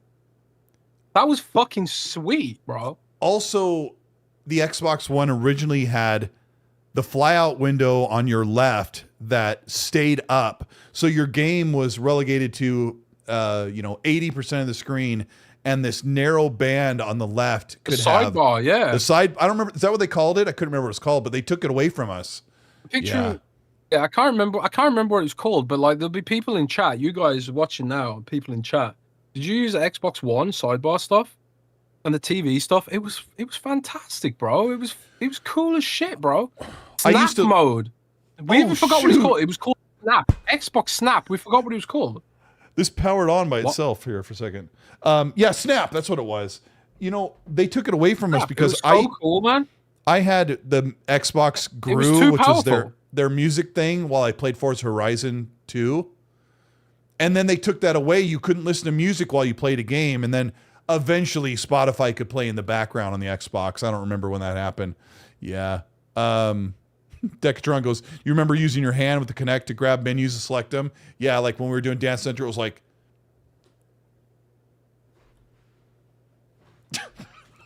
over and over. And we still play that almost every year. We play it at New Year's, but yeah, because you had to hold and then slide the thing over, and watching the whole family just like judo chop the screen over and over. Yeah, I mean, having the handheld as a console, but a PC, I think is the right play, because PC is amazing, but when you're talking about grabbing something and using it on the tube or on the train, you want something. You don't want to like move a cursor around and be right clicking. Having things, intuitive on a controller is amazing. I think really what the younger kids are more interested in is this a social experience? When a new game comes out and it explodes and is super popular online, people think of it as going to the local, soda fountain play, or going to the cafe like, our parents would. When a new, like with Arc Raiders, I can't even talk to Rand at soda fountain. Yeah, I'm talking like my parents. I'm talking like my parents, like, I don't know, like for me growing up, Jez, if we wanted to go hang out, we went to Taco Bell. Like, we didn't go to the local Five and Dime and hang out and flip a quarter and go, hey, like our hangout was going to Taco Bell and hanging out in the parking lot. Total steaks. Yeah. Are you seriously 50? I am. I'll be 50 in May. Yeah. Yeah. What was the 1930s like? It was great. See, we're all cool cats. See, I don't know what they said back then, but I can't tell you what the 70s was like, but I could tell you in the early 80s, my earliest memory of pop culture was everything looked like it was still in the 70s and the 80s. People wore, orange and browns in the early 80s. Everyone always thinks the 80s is neon colors and spandex and stuff. That was really like 87. So yeah, I remember when music had orchestras in it. When were you born? I was born in 76. When were you born? Fallout 76. Fallout 76? Holy shit. Yeah, 1776. You're 10 years older than me. Mm-hmm. I was born in 86. Yeah. I swear to God, and I think chat will agree with me, you do not look 10 years older than me, bro. You do not. Thanks. Do you dye your hair? My brother is 35 and he's got more white hairs than you. My brother's 35 and he's got more hairs than you. I only dye some of my beard because the side is white and it looks weird on camera. It looks like I have a goatee, and I don't like goatees because they're out of fashion for me. I think I used to have a goatee way back in the day. Then? I'm a Gen X, yeah. You're Gen X then? I'm absolutely Gen X. Rode a BMX bike, rode on a skateboard once in a while, went to the arcades, listened to had a tape player in the car. I was Gen X. Hated this. Didn't really like the Super Nintendo. Colt looks 35. Colt looks 35. Bro, seriously, you look much younger for your age. Like, seriously. You want to hear What's your secret, bro? My wife you look bought younger me. Than me. My wife bought me. You look younger than me. Sorry, I'm swearing too much. My wife bought me Oil of LA last year. She's been using it every day since I've known her. So I take a little of this lotion and I rub it on my face so I'll look young. It works amazing. Yeah. I come from an era where I did not like the Atari. I thought the Atari was garbage. I had Intellivision. And once the Super Nintendo came out, I thought the magic was gone from Nintendo. I thought the NES was so perfect. And then for some reason, the Super Nintendo got really cartoony. And I was like 16 years old. And I'm like, nah, I'm done. I'm done. I played NBA Jam on that thing and that was about it. So, yeah. Holy shit, bro. That's how I was. I missed like 10 years of gaming. Jez, when you were in the early 2000s, like the late 90s and early 2000s, when you were like probably diving into all these RPGs and all these games, like I was not gaming. I was going to college and then starting a family and starting my career. And once I kind of got settled with a couple kids and we had a house, I'm like, oh my gosh, I miss gaming. I found Angry Nintendo Nerd and Screw Attack online. I started watching their videos and they brought me back to gaming. Like you wouldn't believe. Legends. Yeah. IVGN is legend, man. I was like, I'm so lucky because my parents were poor, right? But they took out crazy loans. So me and my siblings, like, we could have everything we wanted. So they just kept taking out loans, which is incredibly irresponsible of them. They bought us like my first there was a TV show in the UK called Tomorrow's World, right? It was literally called Tomorrow's World, and Bill Gates was on there, and it was like Bill Gates was saying everyone needs a PC. Everyone needs a PC, Bill Gates was saying. And Bill Gates convinced my parents to take out a loan for like $10,000, and they bought us a £4,000 TV computer. Oh my gosh! £4,000 like computer. Bill Gates came to your parents and said, "I'll fry your brain if you don't buy a PC." Yeah, and he was talking about this was like 1994, 1995. He convinced my parents that they absolutely need to get a PC, so they got a loan and they spent £4,000, which is about maybe $6,000, $5,000, something like that. On a PC with 8 megabytes of RAM. 8 megabytes of RAM. That's what the next gen consoles are going to have. Yeah. Yes. And a 700 megabyte hard drive. And it changed my life, man. Like, I learned, because of that PC, I was like, I don't know, maybe 10 years old, 9 years old. I learned HTML, I learned CSS, and like while my school was teaching people how to copy and paste, I was learning HTML and CSS, and I was learning like PHP and ASP. Yeah, I was learning how to make content management systems and things like that. I was 10 years old, man. And I loved this shit. And it was like, because like we talked about earlier, did you have a beard back then? No, I didn't. I was one of the first kids in my school to get a beard, and I got bullied for it. I was I don't know, maybe 14, 15, and I had like a mustache and a little How are they bullying you? You had a 4,000-pound PC at home. They should have been worshiping the ground you walk on. They didn't know, man. But it changed my life, man. And I was like content creating when I was like 13 years old.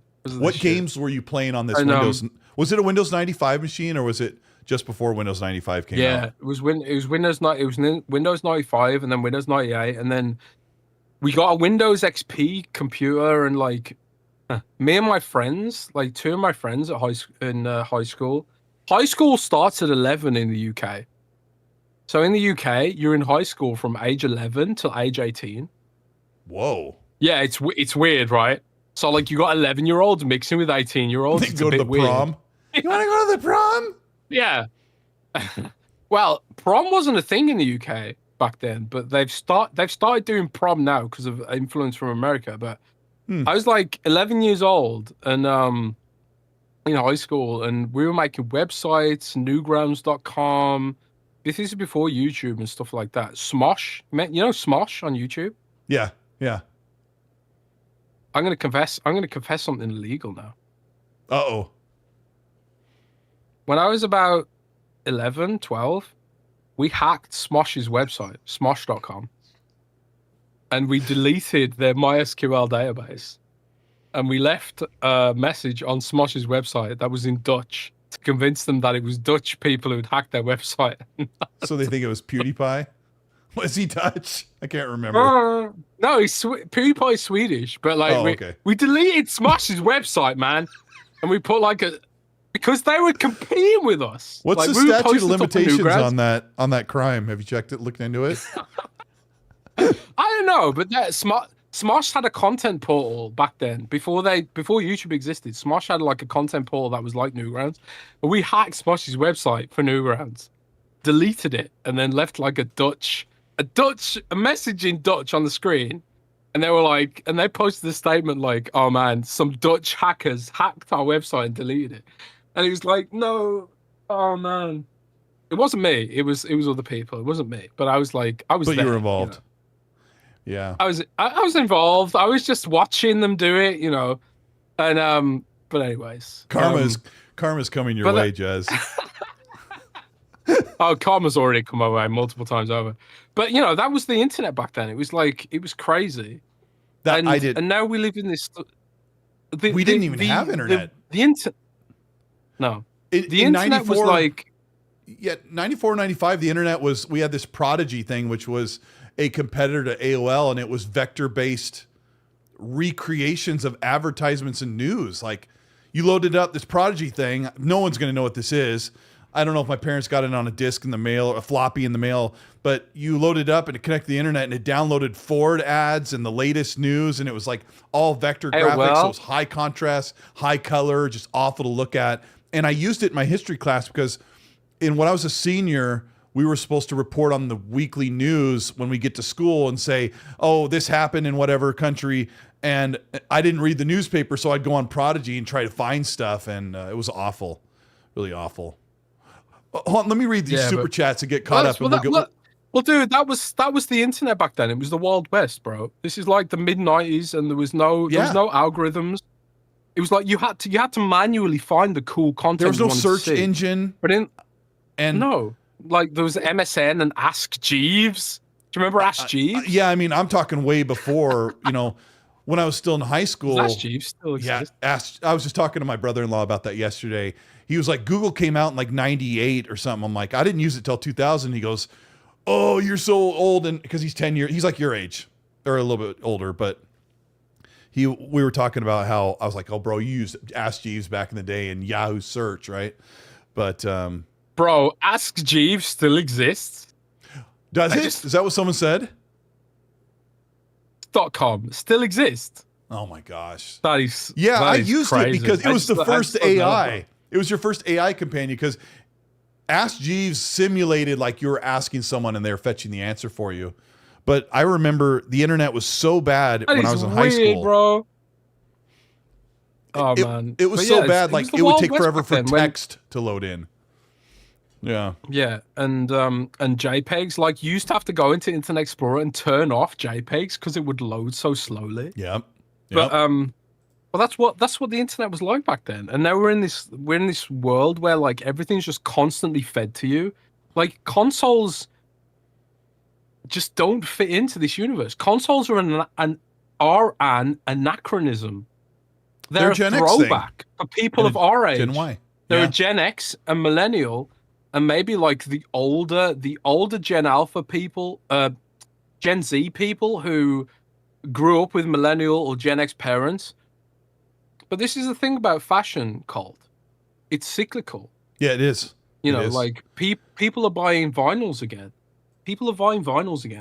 And also, Future PLC, who own Windows Central, they own PC Gamer, they own Games Radar. You know what's one of their fastest growing segments right now? Print magazines. What? People are buying print magazines again because they're fed up of algorithms. Yeah, this is like Mike Pondsmith from Cyberpunk. Yeah, the Mike Pondsmith who wrote Cyberpunk.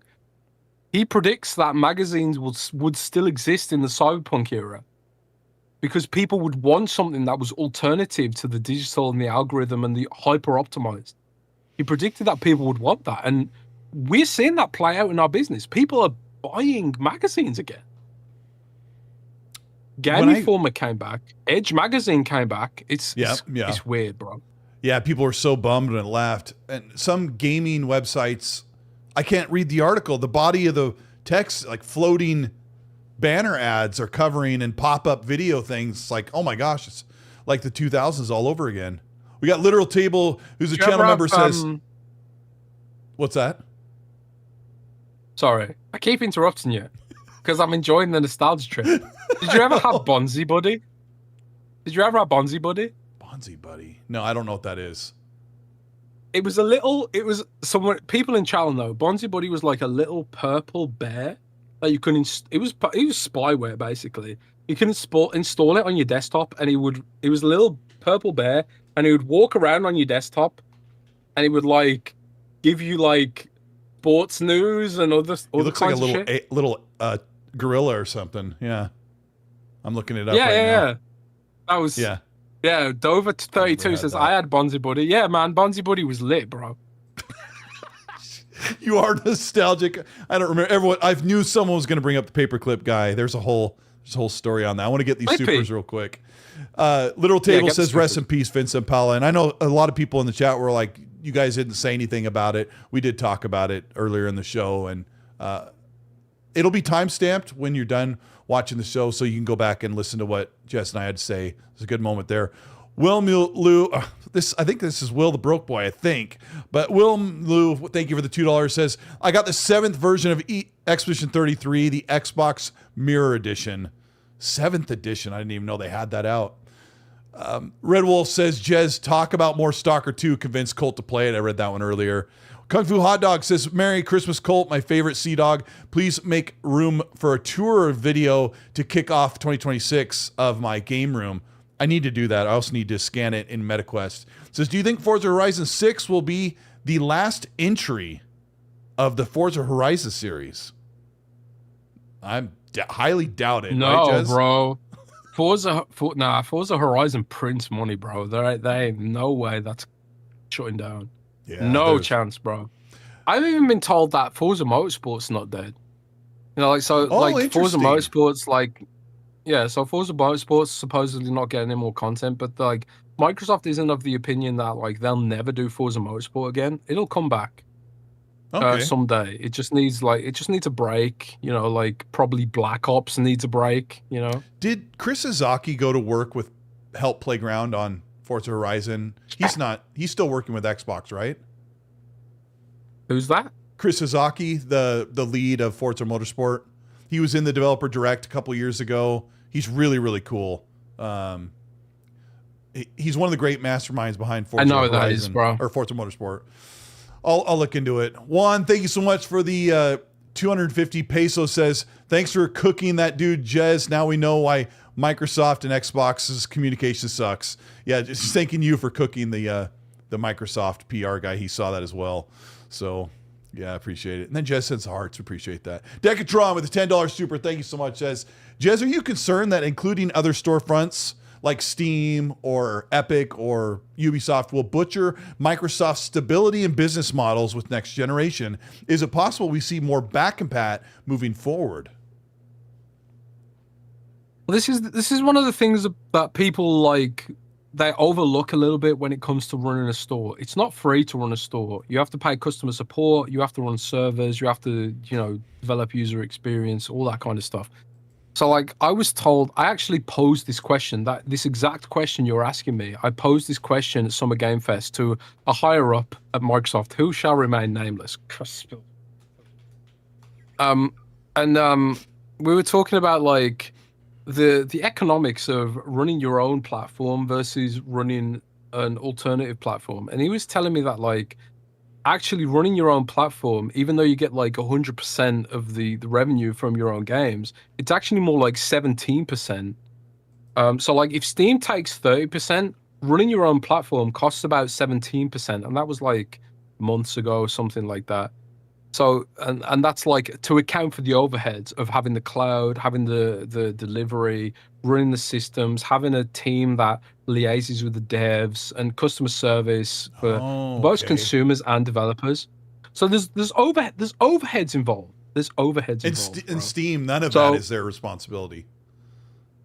No, Steam does too. Steam has you know, evangelists, No, I mean for Xbox, and they have like bringing Steam service. on it. That's not their responsibility. Steam Yeah, pays their own overhead. Sure. Yeah, of course, but like it's just like the margins aren't as bad as you think. They're not as bad as you think. Like when you're delivering the game via Xbox, you've still got to spend money because you've got to run your own platform. It costs money to run your own platform, right? But if you pay Steam, if Steam's running the platform, they take 30%. But if you're running your own platform, it still costs about 17%. You know, paraphrasing here. And you know, that was like months ago. Like the differences might be different now, but I would honestly think that like maybe the differences are even higher now because Microsoft's investing a lot in running its own platform on PC. So that it might even be worse margins than it was back then. So it's not like it's free to run your own platform, you know. So you know, the difference might only be like 12%, 13%, like 15%, something like that. The difference might be negligible. Or not negligible. Like 50 when you're talking about hundreds of millions of dollars, like 15% is a lot of money. So like Microsoft does want you in their ecosystem. They do want they do want people in their ecosystem, which is why they spend the money to try and get like Genshin Impact and Square Enix and these other companies to come to the Xbox ecosystem. Microsoft has to pay money to make that happen. Okay. They want their own platform because they want that 15%, but it's not crippling to the business that they pay 30% to Steam. It's not crippling to the business. And that's why like you've seen companies like EA come back to Steam. You've seen Ubisoft come back to Steam over the last 5-10 years, right? It's that's just the way it is. So, yeah, I remember famously Colin Moriarty was criticizing Xbox for putting Steam on their platform and saying, why would they do this? And I always thought, why would you think Microsoft would put Steam on their storefront just to lose money? There has to be something that works beyond the armchair, you know, content creator pundits that think, why would you put Steam on their platform? They're going to lose money. I always thought there has to be an answer that we haven't thought of, and you've kind of given the insight there. I never thought about what the margins are of their own store, and I always thought it has to be, we can't just sit in the background and only be an Xbox platform. We'll die. I always thought their reasoning was, if we can give more people a reason to be on the Xbox ecosystem or to be there to buy games, then at least we're making some ground up. So there has to be a little bit of that answer both ways, because next generation, it's going to be very difficult for someone to say, I should go with Xbox or continue to stay with Xbox. That's a big question, right? And the other one was about one of the things you're going to see. Well, what quickly? Like one of the things you're going to see from Xbox's next quarterly earnings report. So let's just find out when's Xbox's next quarterly earnings report. Let me just check. Just had one. Let's ask Copilot. Microsoft. It's going to give you the wrong answer. Yeah, maybe, but you know, it's easier than trying to figure out which is the best source, right? Yeah. According to Copilot, Microsoft's next quarterly earnings report is expected on February 4th, 2026. Okay. So, apparently, one of the things you're going to see from Microsoft's next quarterly earnings report is the growth of cloud and Xbox PC. I've been told that Xbox PC is miles ahead of all the competition except for Steam. So Xbox PC has solidified itself as the second marketplace for PC gaming. It's way ahead of Epic Game Store, like miles ahead. Like Epic Game Store isn't even a blip. So it's their fastest growing segment. And in fact, I was told it's 40% up year over year. So 40%? You know, okay. 40% year over year. Now, 40% of 3 isn't a lot, of course. Like percentages can sound manipulative, right? But it shows where the growth is, and it goes back to like what my nephew-in-law was saying, that like people just want the multitasking, the ADHD supporting nature of PC, where you can multitask, you can do multiple things at once, you can play a game, you can go on Discord, and you can open Spotify, you can open YouTube, you can do whatever, multiple dopamine frying receptors all at once, right? And I think like Microsoft's strategy is a sound one. I think just for us, like for you, Colt, and for me, and for Rand, and for everyone watching this show, the issue is like the feeling that we're being left behind. You know, the issue is the feeling that we're not valued. The community isn't valued. It's stuff like the Xbox Wrapped. It's stuff like the Xbox community. This is something that really pissed me off, Colt. I'll tell you.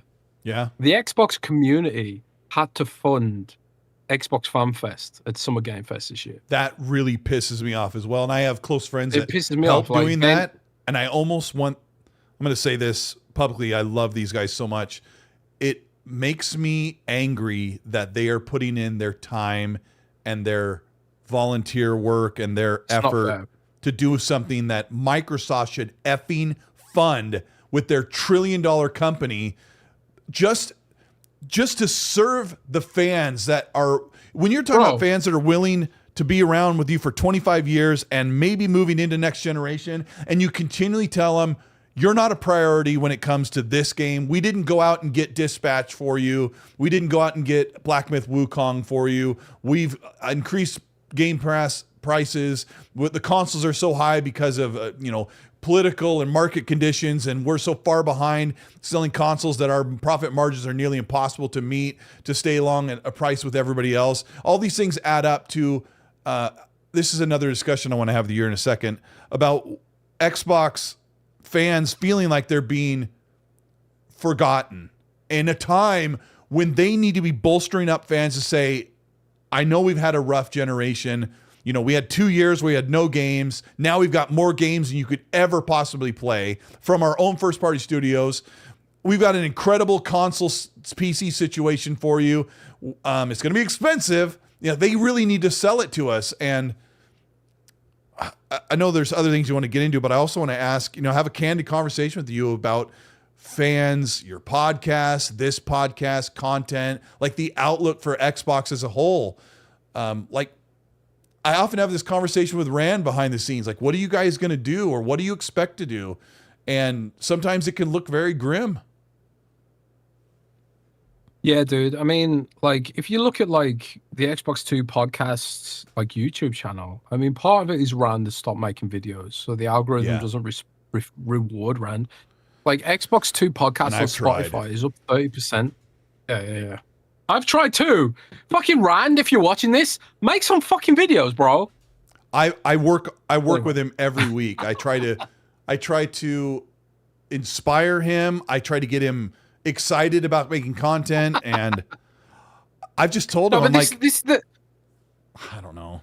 This is the thing I love about Rand. He doesn't pander to the algorithm.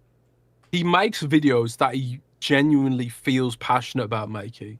Yeah. And there's not many YouTubers who does that. Like, one of the YouTubers that I watch is Outdoor Boys. Do you know Outdoor Boys? I don't. So Outdoor Boys is a Alaskan survivalism YouTube channel. Colt, if you like Grounded and Valheim and stuff like that, you should watch Outdoor Boys. They're doing it in real life. It's this lovely dude who just goes to Alaska and makes like igloos and shit. He's awesome, bro. Okay, so, I've seen it's stuff so like that. fun and so cozy. Yeah. It's the best. It's the best, bro. But he, like, a few months ago, he was just like, man, I don't feel like I've turned my passion into a job. And he was like, I wanna stop doing this, and I wanna like stop making YouTube. That's Rand. Rand is like so real. He's so real. He's not like a lot of these grifters like Dreamcast guy or any of these other dudes who just like pretend they're pissed off about things for clicks. Rand is 100% real, and if he's not passionate, he's not going to make a video. Yeah. So like when you see like a YouTube video from Rand, you know it's something he genuinely cares about, right? That he has to talk about. I have so much. He has to talk about. I have so there are much things where respect for Rand's like, I got to cover this, and I also. There's probably 3 news articles or Xbox beats I don't even make a video about. If it's about Starfield, which we'll cover in a minute, or Fallout or something, like if it's something that I am versed and I'm excited about, I'll spend the 6 to 8 hours putting the video together. But if it's, but I don't chase the algorithm, but the algorithm does chase me. It's constantly, when I got my Spotify Wrapped. I mean, I want to. I would Sorry, say I this. just want to be real. Like, I don't begrudge anyone who chases the algorithm, because people have to earn money to support their families. Sure. But like Rand is like, Rand doesn't have that responsibility. So when you see a video from Rand, it's something genuinely from the heart, something he genuinely cares about, you know. And that's what I fucking love about Rand. He's so genuine. He's not baited by the algorithm. He's not baited by anyone on social media.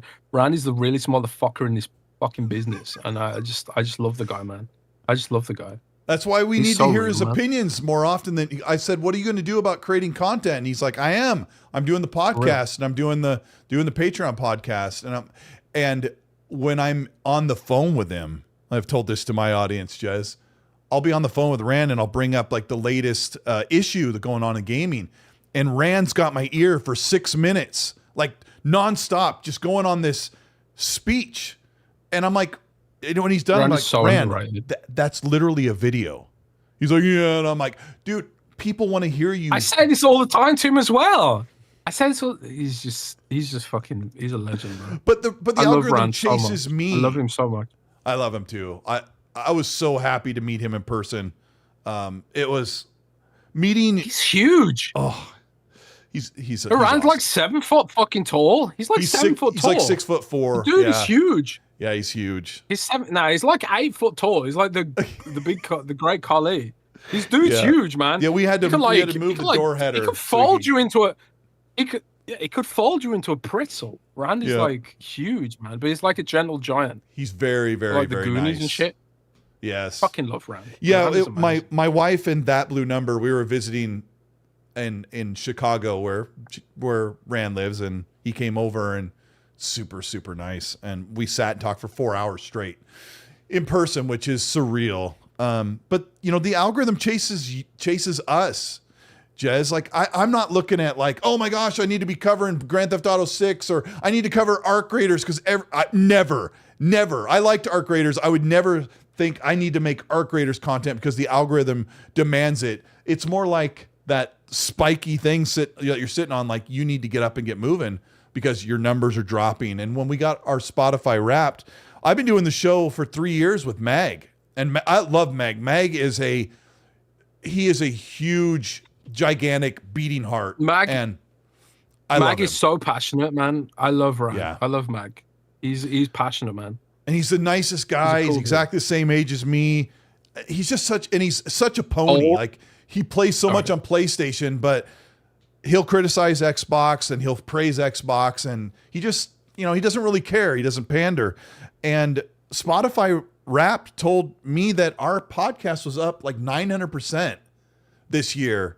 And maybe it took a deep dive in 2024, but the views are lower, but like the audience growth across Spotify was increasing. So people that aren't in the tunnel vision we talk about on Twitter or YouTube, there are people outside of that are like, I like hearing what these guys have to say, which is really nice. But the outlook, and I'm really talking about with Xbox, like there's two things that can happen, Jez. Like Xbox can become this gigantic conglomerate. Like Xbox will become Marvel. The name Xbox means incredible RPGs, incredible action adventure.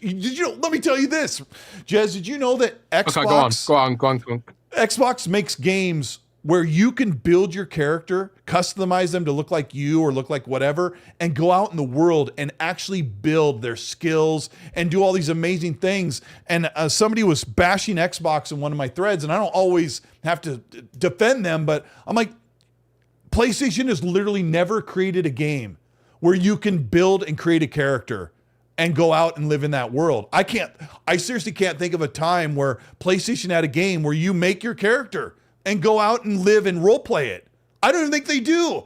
And I think the things that Xbox are doing, the divide is they could either die or they could become this huge conglomerate that makes some of the most incredible and the most blockbuster games for everyone who wants to play.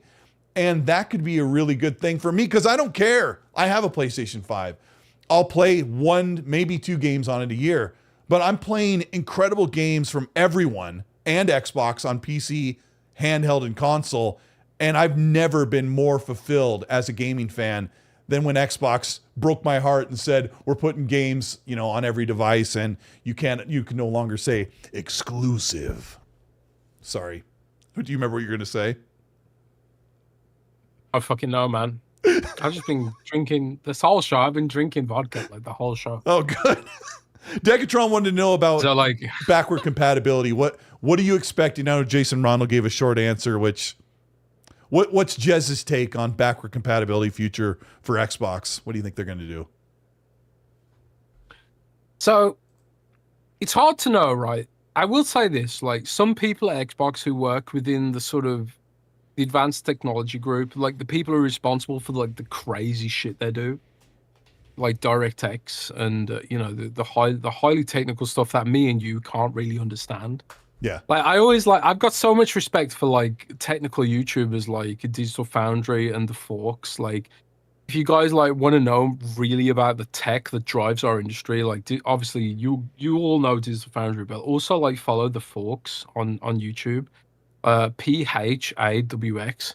He covers gaming handhelds, but he also like he's so knowledgeable about the technology, the chips and the limitations involved with like making gaming handhelds and things like that. When I speak to some of these people like Jason Ronald and things like that, we often talk about like where some of this stuff is going, and they're not allowed to tell me, you know, they're not allowed to tell me, like PR tells them like, don't talk about this shit, right? But they do like to tease, I kind of feel like. So I kind of feel like, I'll say this, Colt. Some of the thing they're teasing like that they're working on something big. You know, I don't know what it is, but it's something in the vein of backwards compatibility. One of the things that I think it could be is like this whole concept of the amount of work involved in making sure the next Xbox supports our current library while also being a PC. Mm-hmm. That's something that Sarah Bond confirmed over the summer, is that the next Xbox all of our current games will be available. But in addition to this, we'll have access to Steam. So on the one side, we'll have all our current library. I don't know how many games you own, Colt, but like if I just look on my Xbox right now, because I have 1,000. Yeah, so I have 1,554 games on my Xbox. You know, yeah, I'm fucking special, bro. You see that? Like, I've got 1,000. I'm special, bro. So I've got like 1,554 games. Like, and Sarah Bond confirmed that like all of those games will be available on the next gen Xbox, in addition to Steam. So like all the games that Sony doesn't want to publish on Xbox, they're all going to be available. Ghost of Tsushima, eventually Ghost of Yokai, Death Stranding 2, like whatever else, you know, and all the indie games that go to Steam first because it's just easier to publish on Steam.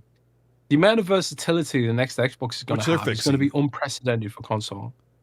Yeah, but like even the Steam machine is going to run on Steam OS, and yes, you'll be able to install Windows on it, but don't do it for all the hate. No, but dude, for all the hate Windows gets, it's the most compatible operating system. You know, everyone's like moving to Steam OS. It's like, you mean 5%? Like, I think the numbers were like 17% of people were moving over. I don't know what it was. It was a really low number, but yeah, everyone's on Windows. I think it's like Steam survey is like 95% Windows, right? And that's in spite of all the bullshit that Satya Nadella has done. And I'm not suggesting that Windows doesn't need to be better, but the fact that Windows is the most stable, the most compatible operating system that you can do anything with. You can build a business on Windows. You can make your own Steam on Windows. You can run games from the 1970s on Windows. You know, you can run GOG. You can run like I was playing like an MS-DOS box game recently, Realms of the Haunting. If anyone in the chat knows Realms of the Haunting, I will literally send you a code for an Xbox game. Realms of the Haunting is like an OG Microsoft DOS game, and you can run that on Windows 11. That is crazy. That is like unprecedented compatibility. There's no other operating system in history that can boast that. And like seriously, and it's not just that. I have programs to do production, to do my job, to do things I like doing that have to be. I'm not just going to jump over to Steam OS and then all of a sudden I can't use programs when I'm making graphics or doing production work or using an audio program or recording. Like everyone's like, oh, I'm just use Steam OS. Like, no, like there's more to your life than just launching a Steam game. And I remember at a time when not every video game from multi-platform companies was running on Linux. You know, you couldn't, not every game was on Linux. You know, Steam OS is a different thing, but yeah, you know, people just like to yap. You know, like, they really do. Sure. Just like their hatred Windows of AI. Windows does need to do better. Yeah, sure. But Windows does need to do better. Like Windows is going through the same sort of situation that Xbox is going through, where like the community's been abandoned. And I do think, like, I will say this as well. I think there is going to be a bigger effort from Windows and Xbox both to engage the community, whether it's the Windows community or the Xbox community. I do think they've recognized that there's an issue there. Yeah. And I think part of these, like, Satya Nadella is like, he's lying awake at night thinking like, oh God, AI is going to destroy our business. He really is. Satya Nadella's lying. Yeah, he is. He's lying awake at night thinking AI is going to destroy our business. He can't sleep without the hum of all those GPUs in a data center. Yeah, he genuinely does. He said this. He lies awake at night worrying about how AI is going to damage the business. So, like, the last, like, year or 2 years even, like, has been revolved around Satya Nadella trying to figure out how AI and Microsoft can sort of work together. Because Microsoft's arguably, like, behind in that situation. And, you know, for as much as I clown on Satya Nadella, I've written so many articles attacking Satya Nadella's strategy. You have. I also appreciate his position where it's like Google Gemini is currently benchmarking as the best artificial intelligence. If there is a universe where, like, in maybe the next 5 years or next 10 years, you can just be like, you can prompt out to Google Gemini, make me an operating system that does this, and this, and this. And you don't even need to use Windows. That's a universe like that would keep Satya Nadella awake at night. Why doesn't Satya just go buy the best leads at Google that are working on AI and just acquire them? That's what Microsoft does best. They just go buy everything so they don't have to have in-house talent do it from the ground up. That's always the big joke. Well, that's why they invested in OpenAI, you know, but like, I don't know what kind of contracts Gemini has. And, you know, I just want to shout out Britain here. You know, a lot of Google Gemini is developed at Cambridge University in United Kingdom. You know, the best AI researchers are British, bro. You know, best country ever. Little country punching above its weight, you know. But anyways, I digress. This is the hold on. Everything's fucked right now. What was your short form answer about back compat? Are they going to do more back compat games, or do you think they have one more batch and then they're going to say we got bigger things to do? I'm glad you remember what the original topic was. But that's what it was. But you know, somebody was asking. Decatron was asking, are they going to do more back compat games? Yeah, Decatron was asking. Yeah, like they're teasing me a lot about it, but I don't know if it's like they're teasing me about running Xbox One games on PC, for example. You know, if that's the backwards compatibility play. One of the things I think, like, because 2026 is the anniversary, not only Bethesda's 40th anniversary, Blizzard's 35th anniversary, Xbox's 25th anniversary. I kind of feel like this is a confluence of exciting anniversaries that you can really sort of like reach out to the community and be like, we're still here for you, you know.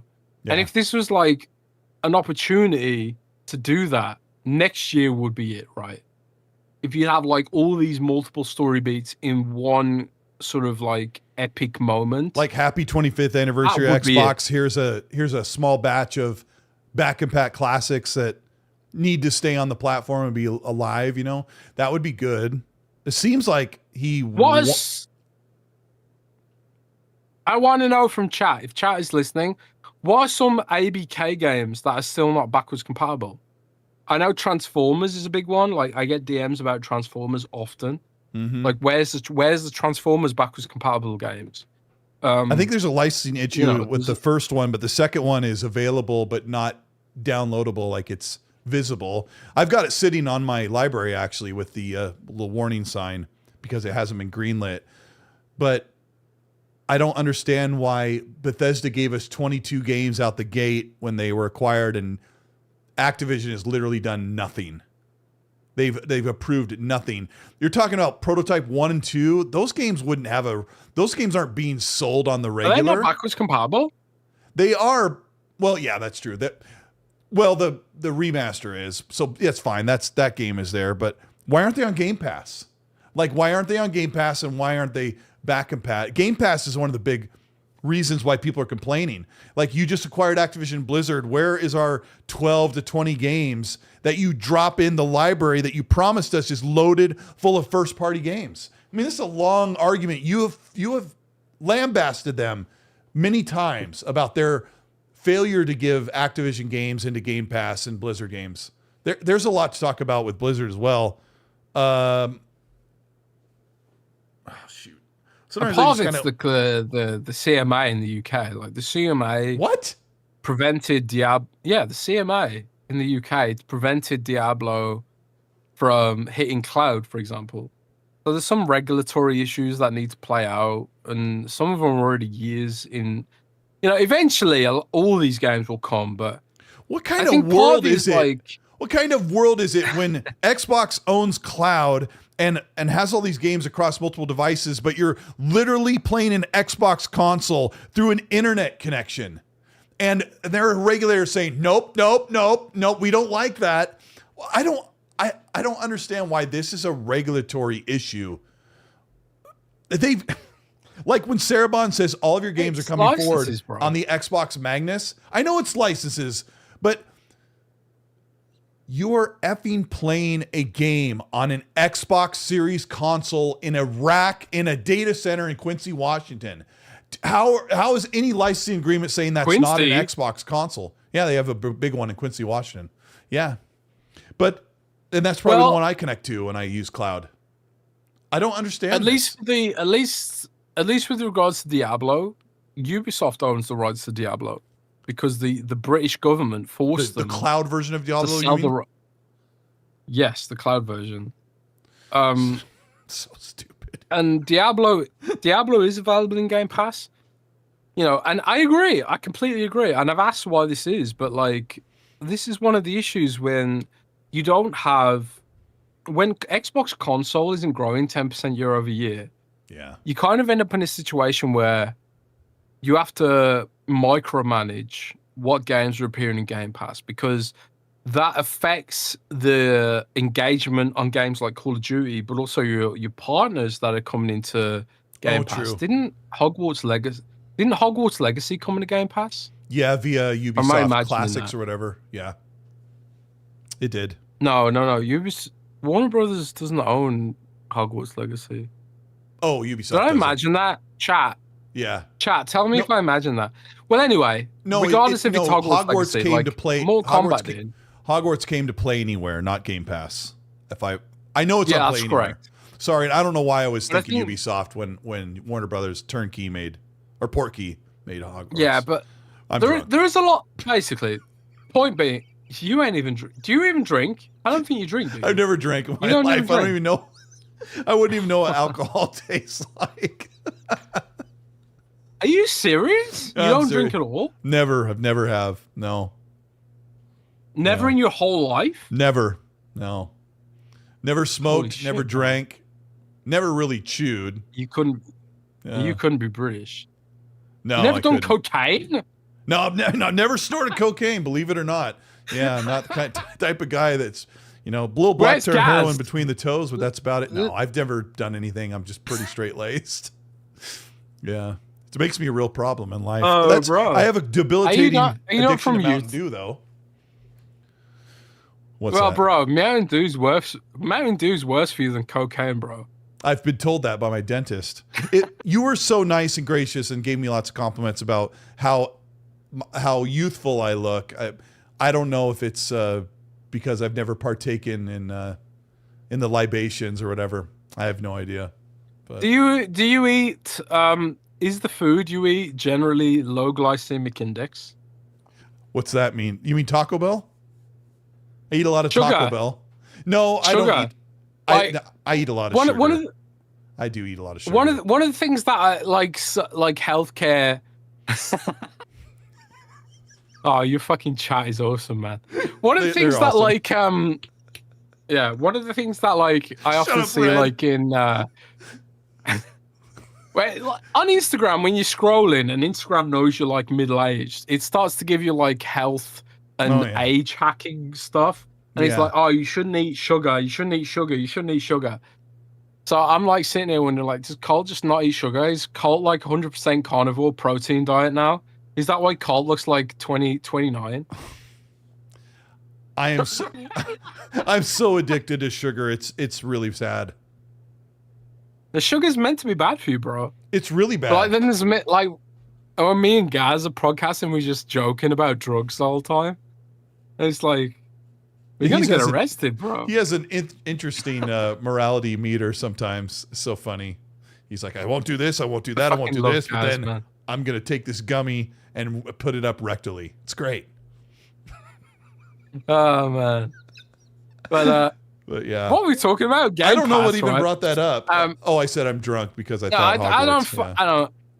I don't know. But like we were talking about back and pat and like the ABK games like Transformers and stuff like that. Like I just like while we were talking, I just downloaded Prototype.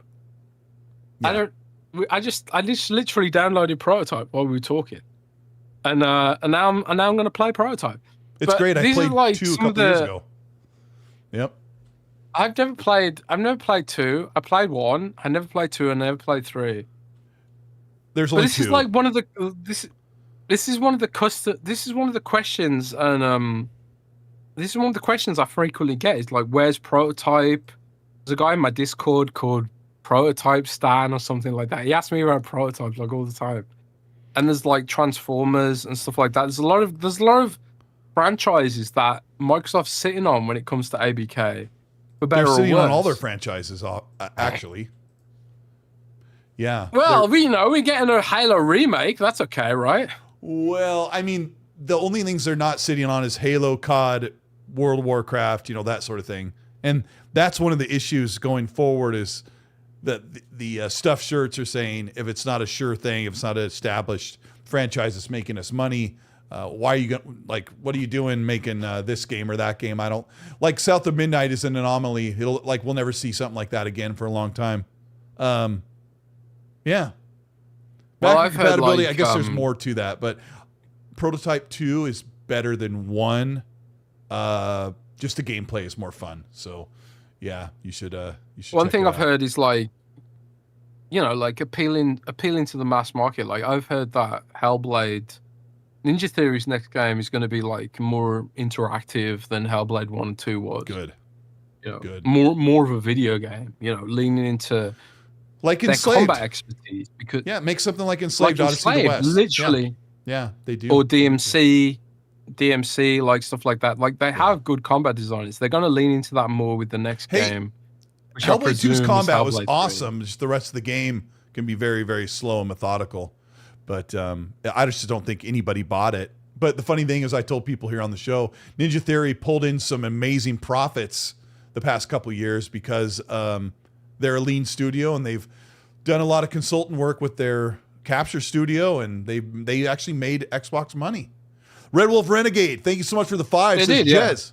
They did. He says, Jez, thoughts on the chances of physical versions of PlayStation ports that are coming to Xbox, like Final Fantasy VII, Final Fantasy 16, Silent Hill 2, Death Stranding, etc. He is big. He only buys games when they come out physical. What is the physical? I'm going to 2-prong your question, Red. What are the chances of those games get physical versions, and what is the physical future of the next-gen Xbox, Jez?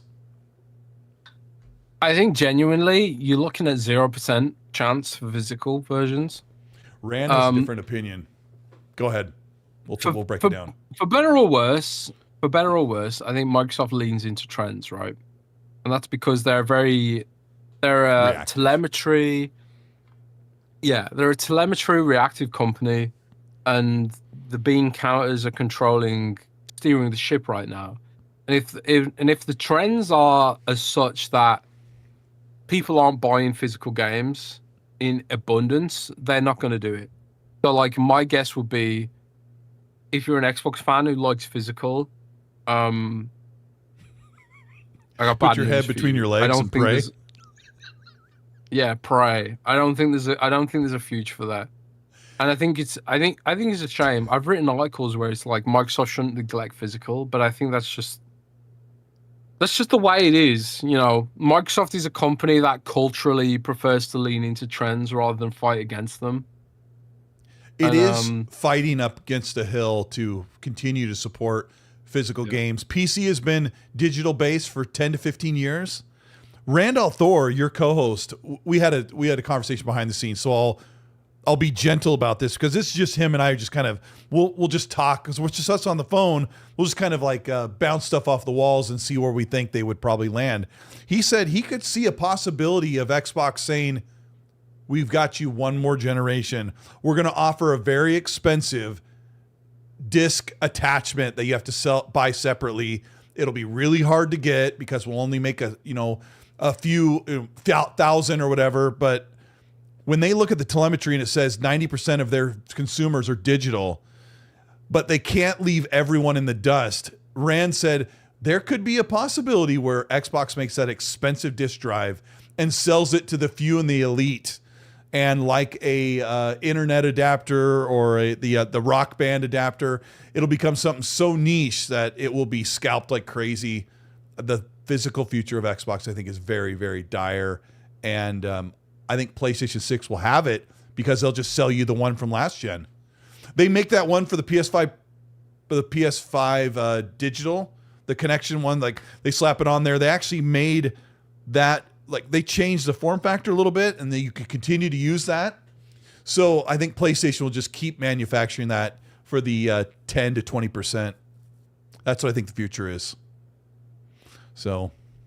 Yeah, I just, you got Microsoft's focus right now is being number 2 on PC. And PC hasn't been a disc-based ecosystem for a million years. I would personally be shocked if the next Xbox has a disc drive. Yeah. I think it could happen, but I would be shocked. I would be shocked. The answer's so really we'll have to wait and see. The answer's really in the last iteration of the Series X, which is an all digital. You know, they no longer manufacture the Xbox Series X disc-based console, correct? They do. It's they just do? Not in abundance. Yeah, you can still get the disc-based Xbox Series X. It's just not in abundance, man. I mean, there's stock out there, but I don't know if they're still manufacturing it. A long time ago, they are manufacturing it. Okay. There's a blip right now because they're transitioning from China to Vietnam. So there might be like a situation where there's a stock shortage in the interim, but there's a stock shortage in general because Microsoft just doesn't see the demand there. Yeah. They're selling games. Microsoft's all about selling games now, no matter where people are, whether they're on Steam, whatever, while also developing Xbox PC in the background, almost as a side project. Which sucks for us as Xbox console fans, but the fact that Microsoft is even transitioning us to PC gamers with next gen, I think a lot of companies wouldn't even bother doing that. So the fact that like there will be a chip that exists that runs Xbox games, and I think it's not only going to be like an OEM thing where like OEMs can make this stuff. Right. Microsoft is exploring making GPUs that have the Xbox compatibility chip attached to it. So you will be able to make a gaming PC, your own gaming PC that runs Xbox games. You know what I love about that? Xbox lost. They fucking lost, bro. They did. They lost. And they made it worse in 2022. Sure, they did, but they're giving us a lifeboat. They're giving us a lifeboat. Other companies won't do that. I always think it's funny to tell people that if you build a PC with a GPU that has the Xbox chip in it, your PC will have more games than anyone else's PC because it will automatically have a compatibility with 6,000 Xbox games. And PC doesn't have that currently at all. Like there's a good handful of games that never came to PC, or you'd have to rebuy them. So yeah, it'd be a big deal. Phase 23, Brooklyn, New York. Thank you so much for the $20 super chat. Just came in. He says, your thoughts on Digital Foundry not getting a lot of traffic for Xbox game coverage. I don't know if he means if they're covering like South of Midnight or Doom, the Dark Ages or whatever, but I could tell you, Face, that my coverage of a lot of Xbox's games, when I review them, the numbers are far lower than other content I make. I could talk about an Xbox Studio or an Xbox upcoming game, but when it comes to reviewing an Xbox game, sometimes the numbers really, really drop. And that's because everyone can have access to Xbox games. And when they're on Game Pass, you don't always need to see a big detailed breakdown. I think some content creators have a bigger market on that than definitely I do. I'm not a review channel, but Jez, do you think there is a lessened excitement or interest in Xbox games in general? Because 2025 is amazing, but they didn't sell a ton of games from their first party. Well, this is like one of the things that I argue with Microsoft about is like, you guys are creating a self-fulfilling prophecy. You know, if Gen Z doesn't like console gaming, like if it was me, I'd be like, if Gen Z and Gen Alpha doesn't like console gaming, I would identify the reasons why and then address that. I wouldn't just be like, oh, it is what it is, and then go all in on PC. You know, at the end of the day, like, they're millennial Gen X console base, people who are like our age and your age, like old ass fucking people, like you and Rat.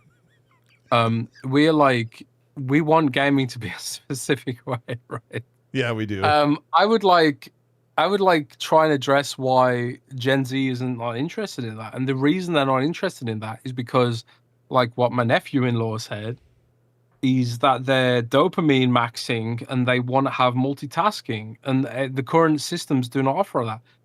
Does Nintendo Switch even let you send messages? As far as I remember, you can't even send messages on Nintendo Switch. Like, bro, like, you seriously telling me I can't even like do any vague social networking on Nintendo Switch? That's I know they've got that little webcam thing, but that's antithetical to what Gen Z and Gen Alpha want. More so than ever. At least on Xbox. Like, Xbox has deep Discord integration, but it's not the kind of integration that people are used to on PC. Xbox needs to be a PC, and that's why Xbox is becoming a PC. It needed to be one 10 years ago. I used to have a video on my channel when Recore came out. I was like, what if this Xbox Scorpio is actually a PC? Can you imagine plugging this thing into your living room and you could actually, you know, do something on your PC and then just play games as normal? And a lot of people in the comments 10 years ago were like, dumb, that's dumb. But now, you know, the Steam machine and Xbox's future, there was a whole rumor that PS6 would have Steam integration from Hip Hop Gamer day one, and there's never been any collaboration from that, but that was kind of a funny thing we discussed a couple of weeks ago. But there's a generational behavioral issue, like Gen Z and Gen Alpha, and also millennials increasingly, and Gen X. Like, anyone who's addicted to social media, they just want a different experience out of the device that has a screen attached to it. They want a different experience. Like, if you're Gen Alpha or Gen Z, you've grown up in that universe. But if you're a millennial or Gen X, you're getting addicted to that universe. You're increasingly wanting that universe. Like, not necessarily people listening to this show, or myself, or you, Colt, or especially Rand, you know. But like, there's an increasing amount of people who are influenced by that universe who want the multitasking experience. That's why I've written articles like Microsoft and PlayStation should ship with a keyboard and let me multitask and like have like a picture-in-picture. And so you were like me when it is what it is, bro.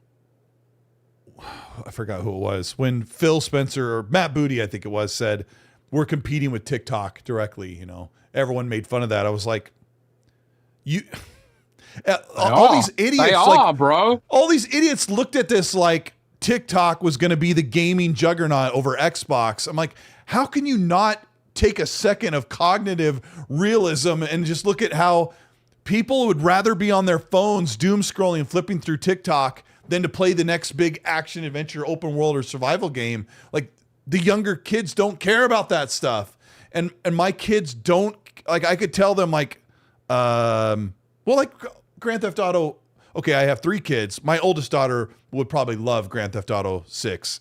But my other 2 kids, if I try to explain them, okay, and you're going to play as Jason and Lucia, and it's this world, and it's like Miami, and blah, blah, blah. And they'll be like, I don't care. Like, there are younger kids. And I know if I say, you probably, high school kids care about Grand Theft Auto 6. Yeah, but, you know, my daughter's out of high school now, my second kid. And yeah, it's like we always think, right, that everyone has like the same general opinion when it comes to gaming. We all kind of like the same food. We like the same game. We want the action adventure over the shoulder, third person game where you're, you know, helping a small child through a terrible, dangerous wasteland with big cinematics where you don't actually control the character. Quick time events and cinematics make it all look really cool. The camera moves for you and does all the things. I sometimes, Jez, sometimes I get a little bit toxic. I love Spider-Man and God of War. I love those games. But when I play, this is going to be, when I play Crackdown 3, I'm getting a better game. No, I'm just kidding. Xbox games, you're doing all that. I don't know how to explain this. Hang on, fucking stop. You just said, did I hear that correctly? I said I was kidding. I said I was kidding. Better than God of War. No, I'm just kidding. Oh, there was a bro, really you old would get tweet. fried on social media so badly for saying that. I did. There was, back in 2017, I made a tweet saying, I'm going to love God of War for 8 to 9 hours, but I'm going to have more fun for 100 hours in Crackdown 3 blowing up buildings with my friends. But it was a joke because I was talking to All Day, who used to be on a podcast with me. Like, we were joking around. That screenshot has been shared for years because people thought I actually meant it. Because I like Crackdown 3, but God of War is a way better game. But I was going to make the joke, this is kind of a joke, but there's some truth in it, that I like games where you're actually doing these great things. And I was playing Halo Infinite when it came out, and, you know, like, you can fly in the Hornet and shoot down an enemy, and your Hornet explodes. You can jump out, you can grapple another ship, hijack it, knock them out, fly the thing down, shoot the enemies, jump out, jump onto a Warthog and start machine gunning. And that's all happening because you're clicking the buttons and you're directing everything. And Spider-Man was awesome, but sometimes I was just holding triangle and circle and it would take over this awesome animation that I wasn't doing.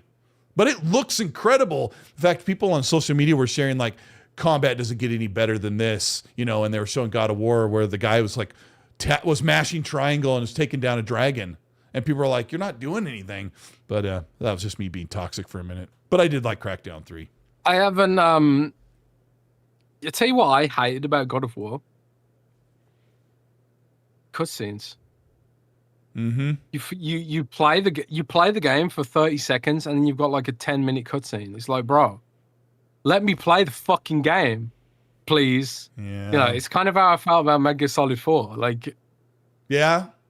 Increasingly, I'm just impatient, and I think that's like the antithetical thing about Gen Z as well, because my attention span has been fried by social media.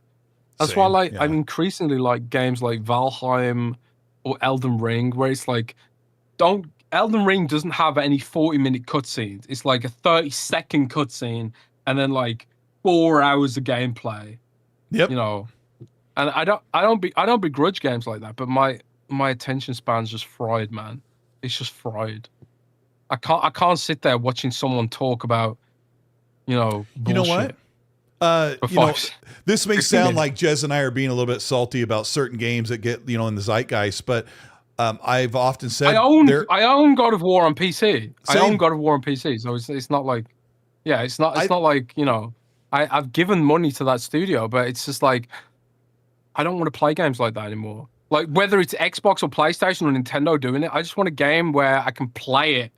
I don't want to listen to it. I don't want to hear the mid voice acting.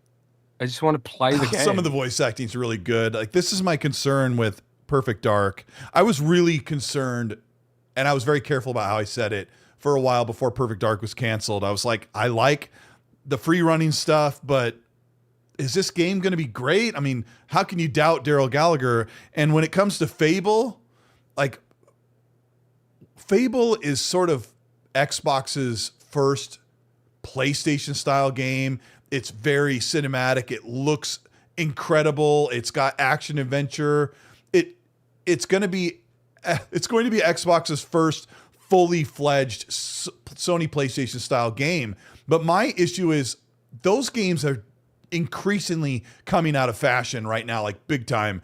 And the biggest proof of that is that the biggest games this year weren't the cinematic adventure games. They, like, Arc Raiders has taken the world by storm because you're doing that. Like, that's a social interactive experience that has exploded in the gaming scene because you're making it all happen. And sitting in long cutscenes and listening to characters talk is not what makes Arc Raiders amazing. It's not even there. So I don't know. I wanted to talk about Fallout 5 and Elder Scrolls 6. Todd Howard had a bunch of big interviews, and they really have been pushing on him to start speaking about things. And as I talk about Xbox working on their most biggest cinematic games, Fallout 5 and Elder Scrolls are it, right? So I don't know if you've been following some of the news, but I want to get your take on what the immediate future of Fallout is, because I don't think the immediate future is Fallout 5. I think maybe there's something else, and I thought I would get your insight on what is the next Fallout thing we're getting. I don't think it's a 76 update. Like, what's your opinion on that? Well, I think most likely we'll get Fallout 76 updates before we get anything else. Well, obviously. I do think, yeah, we'll get 76 updates before anything else. But I think, like, what Fallout fans can expect in the near term is a Fallout 3 remake. I think that's been rumored for a long time, but it's my sources confirmed it. I also How expect soon do you think the Fallout 3 remake is coming? Oh man, I have no idea. No idea. Like, but I also think we're going to get a New Vegas remake. That's kind of been hinted at me as well. And then obviously Fallout 5. I think Todd Howard said in some of the interviews with regards to the Fallout TV show that I think he said Fallout is the IP they're investing in the most right now. You know, and this is kind of like, it's bittersweet, right? Because I'm a Fallout fan. You know, we shared all our merchandise earlier. Fallout's Fallout's amazing, and it's the franchise of Bethesda. I love Fallout more than Elder Scrolls and stuff like that. But I think the franchise that suffers as a result of this is Starfield. And like one of the things that I talked about, like, Starfield has so much potential. You know, as you know, whether it's like future updates or the universe and things like that. But it's just like the opportunity with Fallout because of the TV show. It's just like the Fallout opportunity is so much bigger. So if you're a Bethesda and you've got like, okay, I've got this much money to invest, do you go balls to the wall with Fallout, or do you try and fix Starfield, which might not even land? Do you try? It doesn't seem like a very good investment, but they are doing something. And you guys talked about it on Friday, didn't you? Yeah, so there is stuff coming for Starfield. And part of me thinks like this is going to be the last bit of stuff for Starfield before they, you know, let it just sort of lie and send it off into the sunset. But it's disappointing because Starfield has so much opportunity and so much potential.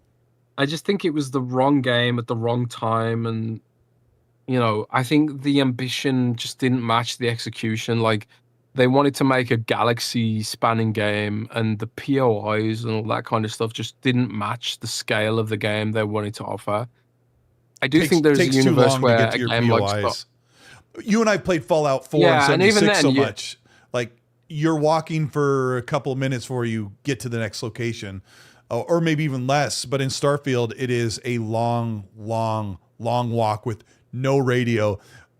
You know what would have fixed and so many loading screens, and then like if you do get there, Colt, there's a good chance that it'll just be the same. Well, not only that, no quest, but it'll be the same POI you just experienced on the other side of the galaxy, copy and pasted.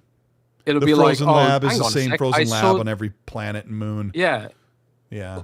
or the same cave system. It's like I'm on literally caves the are other side awful. of the galaxy, and the caves are the same thing. Whereas like, I've been playing Fallout 4, every building is different. Every single building is different, and like people, Fallout 4 was like regarded as not particularly great compared to New Vegas or Fallout 3, and I agree. Right. Like Fallout 3 is my favorite Fallout, but Fallout 4 is so much better than Starfield in terms of the POIs and the variety of exploration. It's more like Skyrim. That's why. Fallout 4 is it's a more lot like like Skyrim. Yeah. Yeah, there's so much intrigue there, whereas Starfield is just like Sutness goes, you put have to, packing and whacking song in Starfield. I want to add this. They're doing this NASA punk thing, and I think NASA punk derives from the 1960s and 70s era cinematic perspective of exploring space. You're talking like 2001 Space Odyssey and stuff like that. And it's not so much Buck Rogers. It's more like Space Odyssey than anything in Interstellar. But this aesthetic that they tried to capture, I'm like, why didn't they grab like early 70s era music? Maybe that would have been too corny, and just put it on you even have that watch in the game. You only see it once. You never see it again. You lift that watch. I have it over here. Want to see merch? This stupid watch, man. This watch lasts like 6 hours and it's dead. So I go out of the house and I'm like, yeah, your watch is dead. And it was $200. I bought Your character puts on this watch to get access to the lodge in the beginning of the game. Your character holds his or her wrist up, opens the doors. You never see that on your character in the menus or anything ever again. At least I don't think so. I played the game for like 500 hours. I love Starfield, but I mean, that's a whole other discussion on the topics list. Like, you reported that you were hearing that they were going to put in freeform flying. I just thought they were going to make more organic loading screens, like kind of hide them. But are you hearing that you can like lift off and fly around each tile and drop back down, or what are you hearing? So one of the weird things about, okay, so I need to recap some of this stuff, right? So yeah, there's a lot I've covered. There was some people tweeting about like, oh, we're excited about the future of Starfield. Paris Lily and Gene Park, specifically, were tweeting about like they're excited about the future of Starfield. And I was like, did something happen recently? I didn't get started invited. Like sending out. Yeah, I didn't get invited to this shit. What the hell? And I had like 1 million views on Starfield videos. I wanted to go. Yeah, sorry. Well, you'll be glad to know that Gene Park and Paris Lily didn't get invited to any kind of event. They were just doesn't make it any better. I like those guys a lot. Yeah, sure, but it does sound like there was some kind of event because Juicehead, who is a big Instagram, YouTube, Bethesda influencer kind of guy, and I met him. He's amazing. Did attend an event. He's super cool. Yeah, Juicehead's a great dude. He's a great dude. If you don't know Juicehead, go follow him. Like, if you like Bethesda games, Fallout, all that kind of stuff, he covers them. He's awesome. He's a cool dude. He did attend some kind of event, which I think, from my research, was influencer only, and was also part of either a New Vegas anniversary event or a Fallout TV show event, something like that, where it was kind of like adjacent to Bethesda. It wasn't necessarily like a press event about Starfield. How do they not know what we want to go to that? No, I'm just kidding. Well, I get the impression this was kind of like. I know, I'm just kidding. It was kind of very low key. It was kind of informal. It was low key. It was kind of informal, right?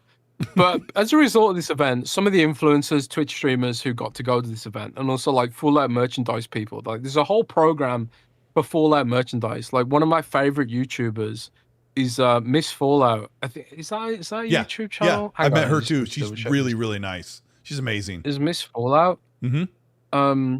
She crafts all the Mrs. Fallout. So Mrs. Fallout, 2.7 million subscribers on YouTube. She crafts like a lot of Fallout stuff, and she's like a big Fallout influencer on Instagram, TikTok, and YouTube.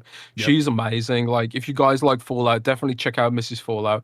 And there's a bunch of other Fallout merchandise influencers and stuff like that. although like I did speak to her, and I don't think she was invited to this either. So I think like this was like very specifically to the games, right? Yeah. And it was almost like people who were local to Boston kind of thing.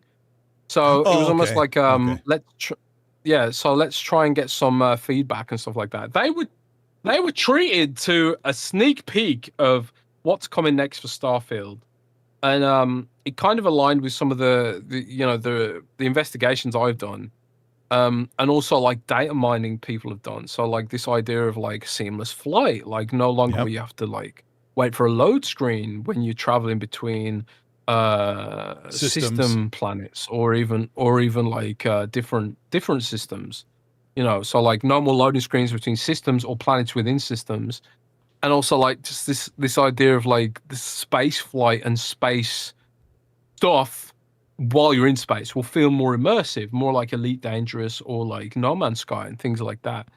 Um, so that's like one of the things that I heard.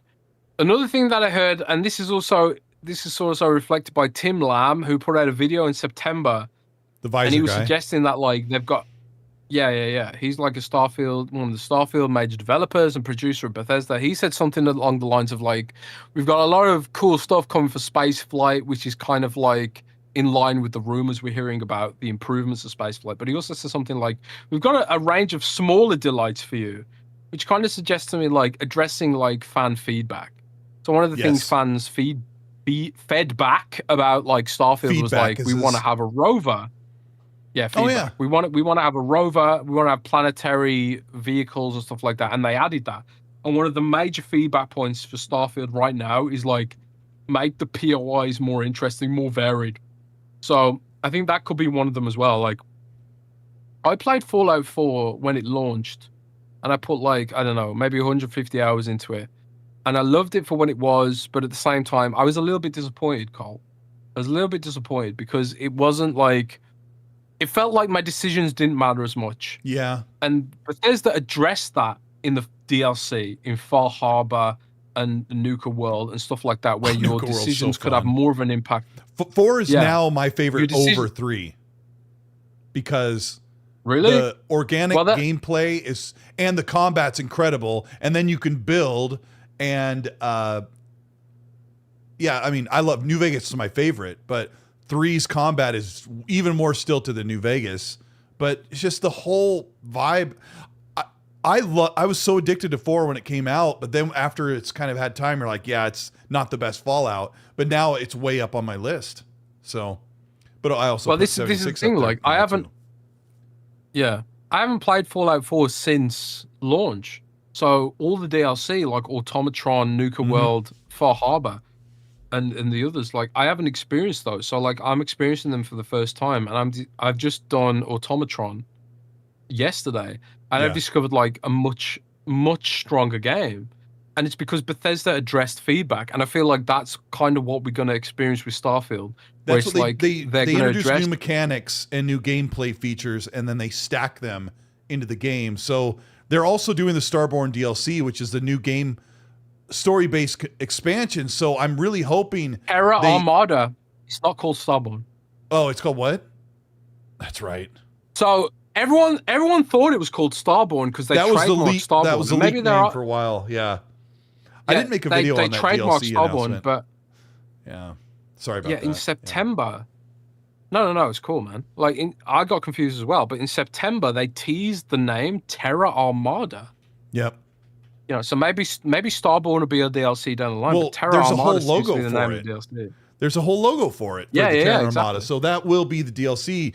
And I'm hoping that when you say Terran Armada, that translates to me like a rock-based planet. An armada would be like a fleet, right? Is that how you translate Terran Armada? Well, one A of the terrestrial rumors I planet? had was that yeah. Well, Terra is the name for Earth, right? Yeah. You know, we've got like the if we're looking at the Roman names, like you got Sol for the sun and Luna for the moon, and then Terra for Earth. One of the rumors was they wanted to introduce mechs into Starfield because one of the big law points of Starfield is that mechs are banned because Yep. of the big war they had, right? Yeah. But like I can't remember the name of the planet, but one of the best moments in Starfield is when you go to the mech graveyard in Yeah, Starfield. Do you remember that? it's all dark and Oh yeah. man. Well, there's like a mod. green Everyone's got the lightning and mod where stuff. those mechs, you can fight them. I've shown them in my videos. I've had the mod where if you see a mech in a hangar, it's just hanging there in a hangar. But in the mod, they stomp out and start launching grenades. It's crazy. It's so would be cool. cool. Like it's like, but this is one of the issues. Like I've been speaking to like my sources about is like there's so much potential within Starfield within its lore, where like whether it's the wars, the civil wars, the mechs, and all that kind of stuff. There's so much potential in Starfield, but the issue is like they've got to make Elder Scrolls 6 because Elder Scrolls is the Mac Daddy. The Fallout TV show has blown the fuck up. So now they have to reprioritize. And they've got to make games. They've got to reprioritize. So, unfortunately, Starfield, even though it's got a ton of potential, they just don't have enough bandwidth. And it's not even like money. It's like physical human beings who can work on this stuff. I would guess there's 20 people. So sad. I would guess there's like 20 people working on this big change for Starfield. And it's supposed to go out on Nintendo Switch 2 and PlayStation.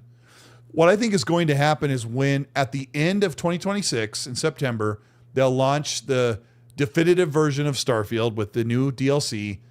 And I think you'll see half of the people that hated on Starfield wouldn't play it will actually pick it up on their PS5. And some of the opinion of Starfield will finally shift to where we were the first month. Everyone loved Starfield the first month. Do you remember way back in September of 2023, people were sharing their ship builds. People were talking about the amazing experience they're having. They were going through the Unity and everyone was talking about how great it was. And then after a while, the dust settles and you're like, the people were like, Starfield wasn't as great as I thought it was.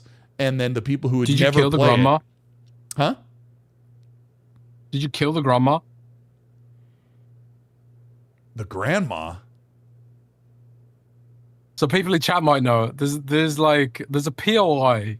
There's a point of interest in Starfield. The grandma that makes you cookies out in space? Yeah. Okay. I fucking killed her, bro.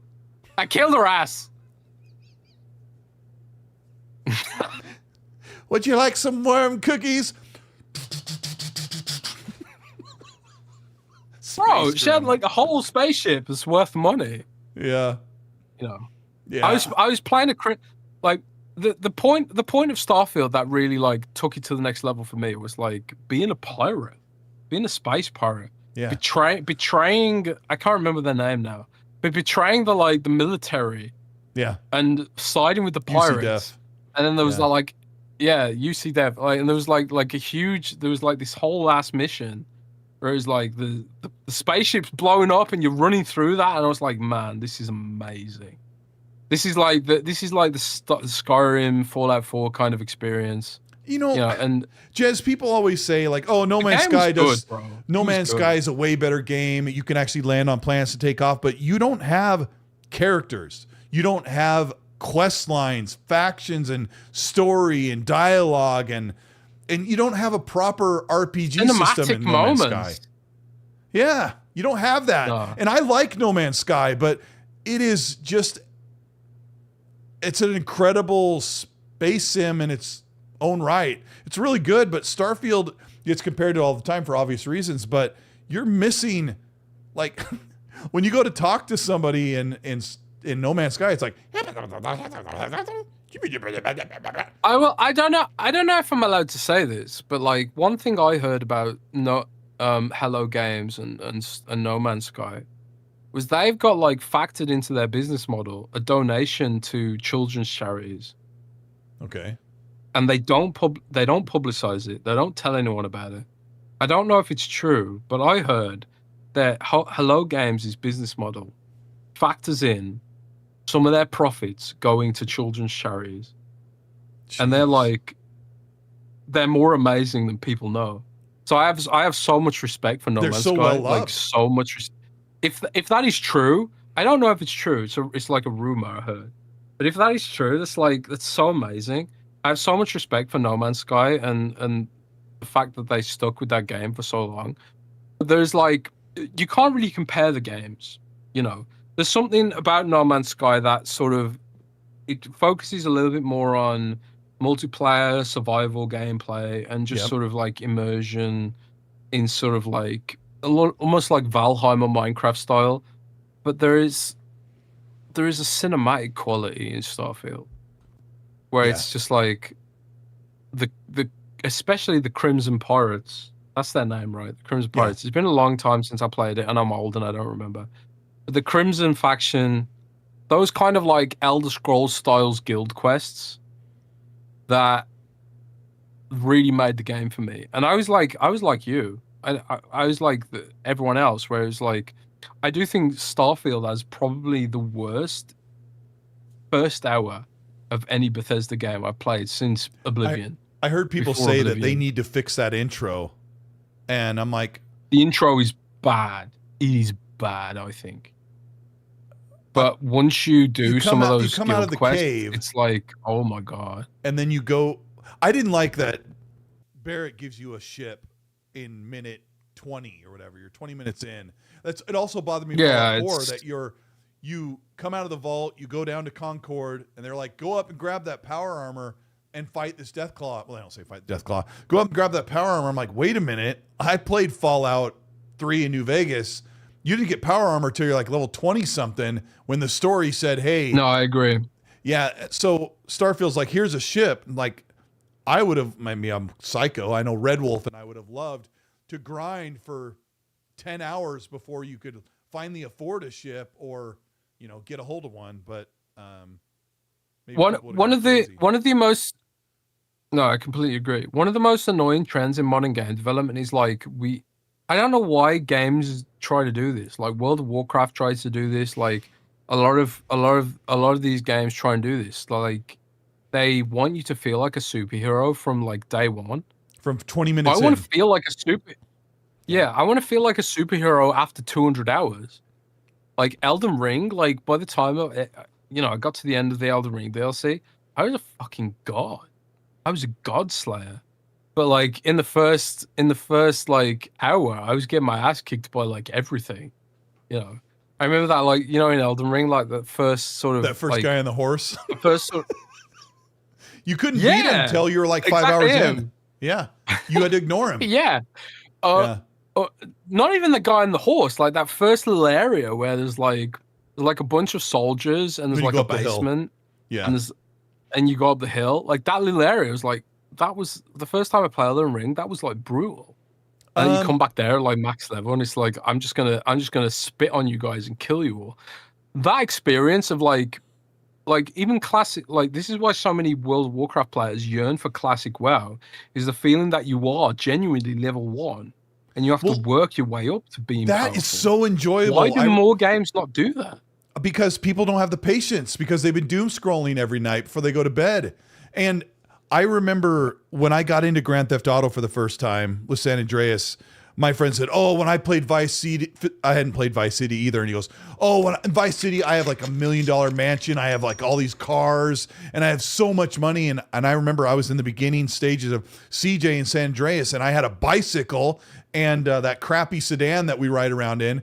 And I could barely afford a pair of sweatpants. And I thought, oh my gosh, it's going to be so amazing to like become a kingpin and make money. And so funny, because San Andreas is really like a classic RPG with a Boys in the Hood, Menace Society draped over it, because it hides all these RPG mechanics, like you have to get your stamina up and all that stuff. So those moments are so amazing. But as we get older, or as the younger generation comes up, they don't want to sit there and they don't want to run around in a Fallout universe where you're carefully shooting because you only have 8 bullets with you, and you're running around in this crappy leather armor because one day you want to be able to get enough stuff to have real good gear and be able to carry around more bullets. And that feeling, that desperate feeling of starving in the wasteland, is so awesome. But people don't want to play games like that anymore. They want to jump in and jump into a game online with friends. And, maybe that's why Arc Raiders is so popular, because you grab a few things and you go out and you start, I don't know, I guess Arc Raiders kind of has that classic style that way. I don't know. But Starfield is supposed to be this. Red Wolf has this really great video about the upcoming rumor about Starfield 2.0, where he doesn't even talk about what they're going to add. He just says that people have this misconception about Starfield because it's meant to be this lonely, desperate person out in the space is so big you can't even imagine it, and you're supposed to be so lonely and empty. But that doesn't resonate with. And when you say Starfield came out at the wrong time, I think you're right. In the 2020s, people didn't want to go out and be lonely and desperate. They just went through a global pandemic. They didn't want that. They want to feel like a superhero, I guess. Like I wanted to be lonely and desperate. Like I love those kind of games where you're depressed. That's why I love Valheim. Dude, Valheim is so depressing. Like I tell you, like in Valheim, I spent like Valheim is kind of like hardcore Minecraft. I went and tamed the wolf, right? I went and tamed a wolf, and the wolf is like in a biome that's two steps ahead of me, right? It takes 30 minutes to tame a wolf. You have to keep feeding it meat for 30 minutes, and then finally you've got a wolf. It's not like Minecraft where you give him a piece of meat and he's like basically instantly tamed. 30 minutes of trying to keep a wolf in a pen and then giving him meat and not pissing him off. I finally tamed this wolf, and I'm so happy about it. You love this I stuff. tamed this wolf, and I'm so happy about it. I got this wolf, and I bring the wolf back to my base, and like I built a pub based on the pub in my town, my hometown, and I put the wolf in the pub, and he's like just chilling in the pub. He's happy. I give him some meat, fine. When I'm logged off, my brother logs onto the server. And like Minecraft, your bases can be raided by NPCs. Oh, yes. Your bases can be raided by NPCs. And so a troll comes, a huge troll, and he immediately attacks the wolf because he's like the enemy NPC in the area. Because I'm not even online. Troll comes, attacks the wolf, one-shots him. One-shots to my wolf. My pet wolf, I spent 30 minutes grinding to get. I log back in. My pub is destroyed, and all that's left is a wolf pelt and a wolf meat on the floor like Minecraft. And I'm devastated, bro. Oh, I am my gosh. devastated, but I love it. I love it. I love that feeling, that impact, that something mattered. I spent 30 minutes trying to tame this fucking wolf. And this random ass troll destroyed my pub and killed my wolf. And now I'm on like a quest for vengeance. I go around the forest. I'm killing every single wolf. You might have seen on Twitter, I posted a video of me killing trolls by stabbing them in the dick. I'm pissed off, bro. These trolls killed my wolf, bro. I am so mad. You're a true role player. But that's the kind of game. I like that shit, man. I like role playing, and it's fun, and it's hardcore. And when you're immersed and you're in that zone, it just feels great. And I think like Starfield was so close to getting there, and there were moments in Starfield where you felt like, God, I really feel like I'm role playing now. Well, but then there would be like a POI that was like a copy and paste of a previous POI, and it would suck you out of the experience. Or there'd be like multiple loading screens one after the other, and it would suck you out of the experience. They were so close. I don't they wanted to be a simulation, and they just weren't there. They just weren't quite there. I don't like all the loading screens, but I've played so much Starfield. I've gone back to it 3 different times to know that those loading screens are like 3 to 5 seconds. They're so fast. So it's annoying that you have to watch the loading screens when I think you could hide these loading screens with some type of animation transition or something. And they don't, because I think Bethesda took the this is good enough approach with Starfield. I love the game. I love it so much, but I think they thought, oh, this has some of the formulaic things that make a Bethesda game great, and it's good enough. And I think they should have gone above and beyond with the game. Todd Howard, everyone blames Todd Howard when it comes to their games, and they think that Starfield's not going to see a reemergence because Bethesda never fixes their games. I'm like, hello, look at Elder Scrolls Online. Hello, look at Fallout 76, which has seen a huge, gigantic improvement from 2022 and on. Millions of people love that game. But I think what's missing from Starfield, among a whole laundry list of things, is that it's not a live service game. So why should Bethesda dump a bunch of money into a game that people are continually logging into Elder Scrolls Online and Fallout 76. So it's a really good investment to continue to make that game better and keep people playing, and they get people hooked and they love it and they're like diehard fans. But Starfield's like, once you've gone through the Unity, you're like, I don't think I need to go back to it. I guess I don't know why my mic would be quiet. Well, let me look at Discord. People mad at you. Yeah, two like people you have said it. I don't. Even on my end, you do sound a bit fuzzy, actually. I wonder. Nothing's changed. Check, microphone check. I hate audio is bullshit, bro. Yeah, that's weird. Nothing's Like, like something happened on the back end or something, but when I look right now, it's peaking where it's supposed to be, but I'm not going to worry about it. If you can hear me okay, then I'll just keep going. I can't remember what I was saying. Colt is far away. Jez sounds good. Colt is far away. Let me look. I'm sure let me look at what mic it's using. It should be using the same one. Colt microphone properties. Yeah, it's using that one.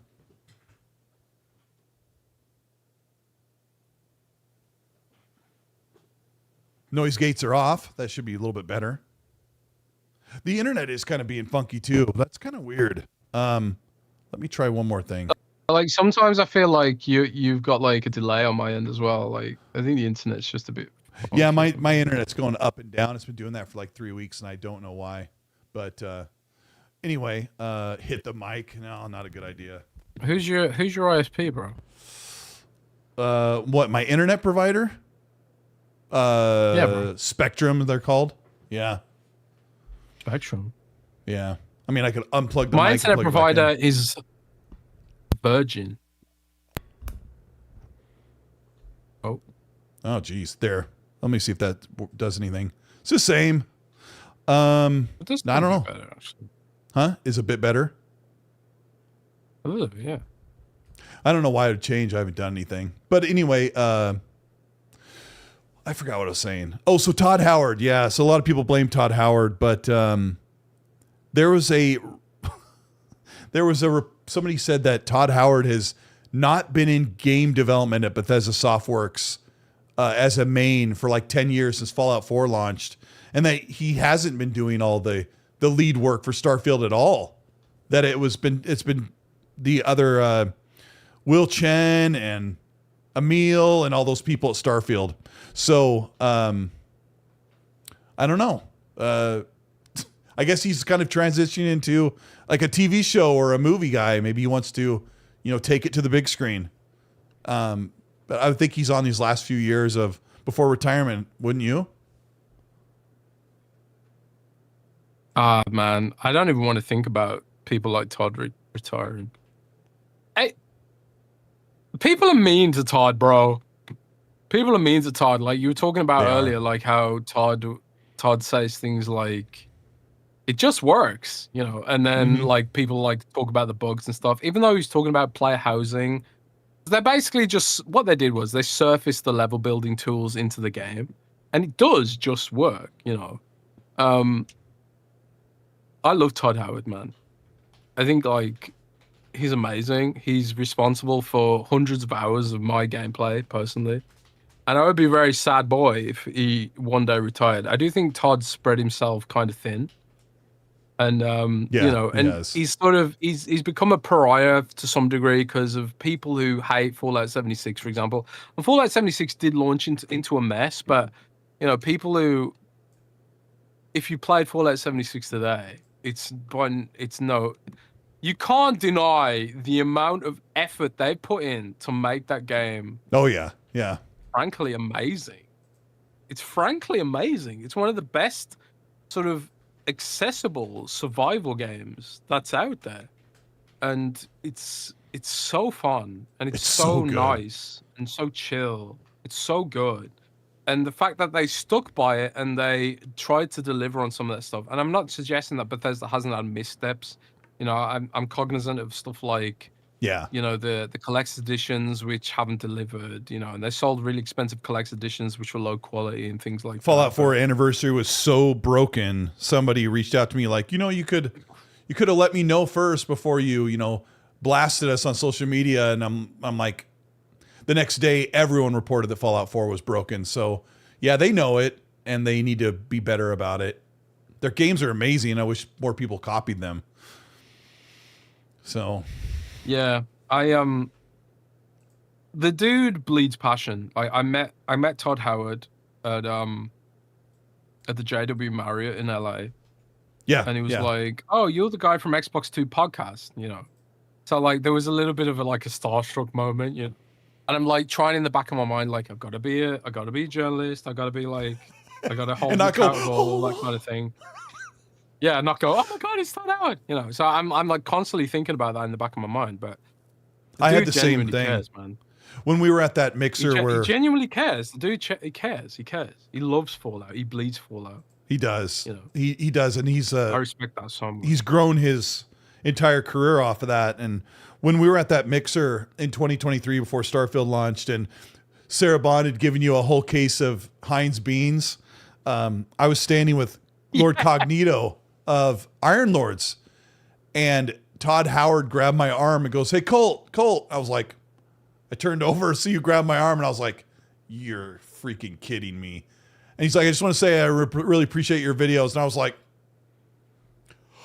"Oh my gosh, I love everything you do. It just works." No, but I was like trying to be like cool about it, but he's just, I don't know, he's so great. He's amazing. And then you think in your mind, "Oh crap, what have I said?" He hears What have I said? yeah,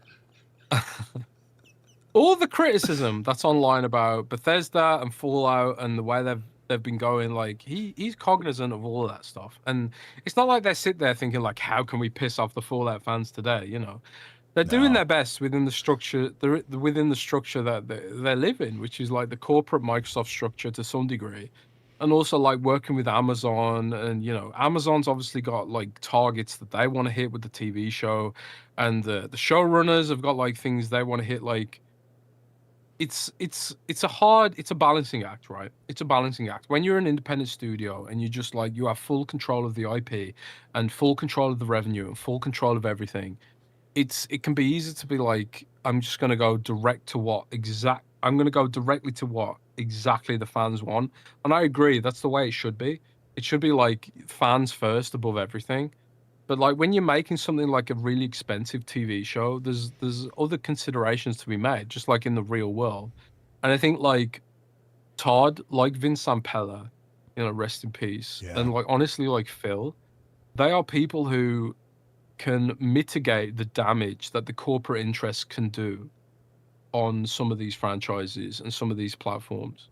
You know, people clown on Phil too, and it's just like, Phil could have done a better job. And maybe there is someone who out there could have done a better job than Phil. But I feel like if Phil was fired or retired, Satya would just install a yes man who would just give him everything he wants.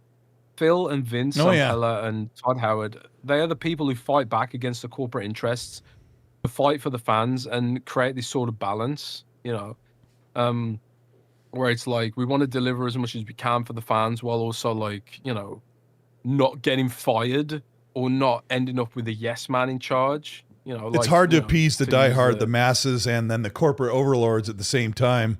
There's a rumor that Phil Spencer is going to announce his retirement in the spring for a retirement at the end of 2027. So I think Phil will obviously retire at some point, but like as far as I know, there's no plans for Phil to quote unquote retire. He wants to see through the current plan and make sure that it's done in a way that can deliver as much as possible for fans, and not because CEO Satya Nadella and the shareholders too, they have a completely different perspective on the way video gaming should go. And that's like maximize the short term at the cost of the long term, and the long term being us, the community, me and you, Cole. Yeah. And the old fans, like the 60-year-old fans like Rand, at all of our expense, like the boomer fans and the Gen X fans and the youthful Gen Z fans like myself, you know, being Gen Z, you know, I'm Gen Z, right? Yeah. 6'7", bro. Yeah, so, you know, it's 6'7". Do your kids do that? No, they refuse to do that. My kids are an anomaly. Do they? they cannot stand AI. They make fun of those. Oh, really? Yeah, they hate it. They hate it so much. That's some, Like if I show them anything parenting. AI, they're like, "Dad!" And they like try to swap my phone. They hate it. There was a trusted insider. Good parenting. Well, yeah. I don't know. I think there's such a generation divide where the boomers fall for AI. They think it's real. The people my age think it can be a really cool, creative thing. You can see really funny stuff made out of it. And then my kids can't stand it. But there was a trusted insider who supposedly speaks to a lot of former Xbox executives as so sure that Phil Spencer is announcing his retirement in the early spring for the end of the year, because CEOs sometimes will give 6 to 12 months leeway before, or lead time before they retire. But I've always been under the impression that Phil wants to launch in the autumn. What's that? People said Phil was going to retire in the summer. They said he was going to retire in the autumn. You know, they just keep moving it to a new season Until they're eventually right. Yeah.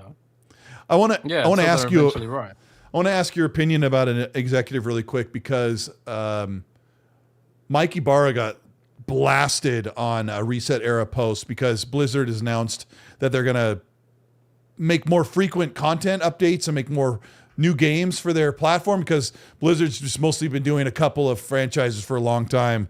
And Jason Schreier replied and said he corroborates all the information, but this person said that they're trying to get rid of all of the incompetent F-ups that were under the tutelage of Mike Yybarra. And diehard Xbox fans do not like Mike Yybarra. I'm not sure why, but I wanted to get your take on this. If you saw this public lashing of Mike Yybarra, who's no longer at Blizzard, has been fired from Xbox twice. I did see that, you know, and for what it's worth, I do think all my Blizzard sources, and you guys know I've got Blizzard sources. I was teasing Diablo's Paladin update back in like October, November. I put out a tweet that was like, it's time to reinstall Diablo. And like, why do you think I tweeted that? It's because I knew Paladin was coming. It was so painful keeping that secret. Yeah. I'm sitting there thinking like, God, I could get 1 million hits if I tweeted this out, or like 1 million clicks if I tweeted this out. But like, you get to an age where it's like, you don't want to ruin it for the devs and all that kind of stuff. So, you know, I've got Blizzard sources. I think people should, you know, people often clown on me as like Jez doesn't know anything. It's like, bro, I got verified on Twitter literally because of a Blizzard leak. Oh, so, really? You know, if there's, you know, and I did like Warcraft Rumble. I leaked Warcraft Rumble, and I got verified for that. Warcraft Rumble being the mobile game. Back when verified mattered, by the way. Back when verified mattered, yeah. And also, like, I leaked Kennen this year. You know, I got pretty great fucking sources to be completely honest with you. What I don't have is restraint, and sometimes I'll just tweet out rumors without even knowing if they're real or not. But when I post something on Windows Central, like an exclusive on Windows Central, it's always right. I've got a 100% track record for reports on Windows Central, whether it's like Mortal Kombat 1, I leaked that. Metal Gear Solid Delta remake, I leaked that. The Master Collection for Metal Gear Solid, I leaked that as well. Kennen, I leaked that. Xbox Series S, I leaked that with the specs and the price, and it was all correct. You know, so I'm pretty like proud of my track record for reporting. So, you know, when it comes to Blizzard, I have pretty good sources. Yeah, I want to be your unsolicited. I want to be your unsolicited community manager, because you've said publicly that if you write it on Twitter or Discord, you're just, you know, postulating or giving your opinion or predicting. But when you write on Windows Central, it's a report, and you stand by that report. Personally, I don't think my boss will be mad at me if I get it wrong. So, you know, yeah, I know, nobody gives a shit if I put out a bullshit tweet. But like, if I put it on Windows Central, no, they do. Wrong, but people do. People, they don't care. Like my tongue-in-cheek joke about Crackdown 3 in 2017, people took that as gospel because they're idiots. But, you know, like when you say, I don't think they're going to put games on PlayStation, or PlayStation's not going to put games on Xbox or something like that. Like you tweet something like that.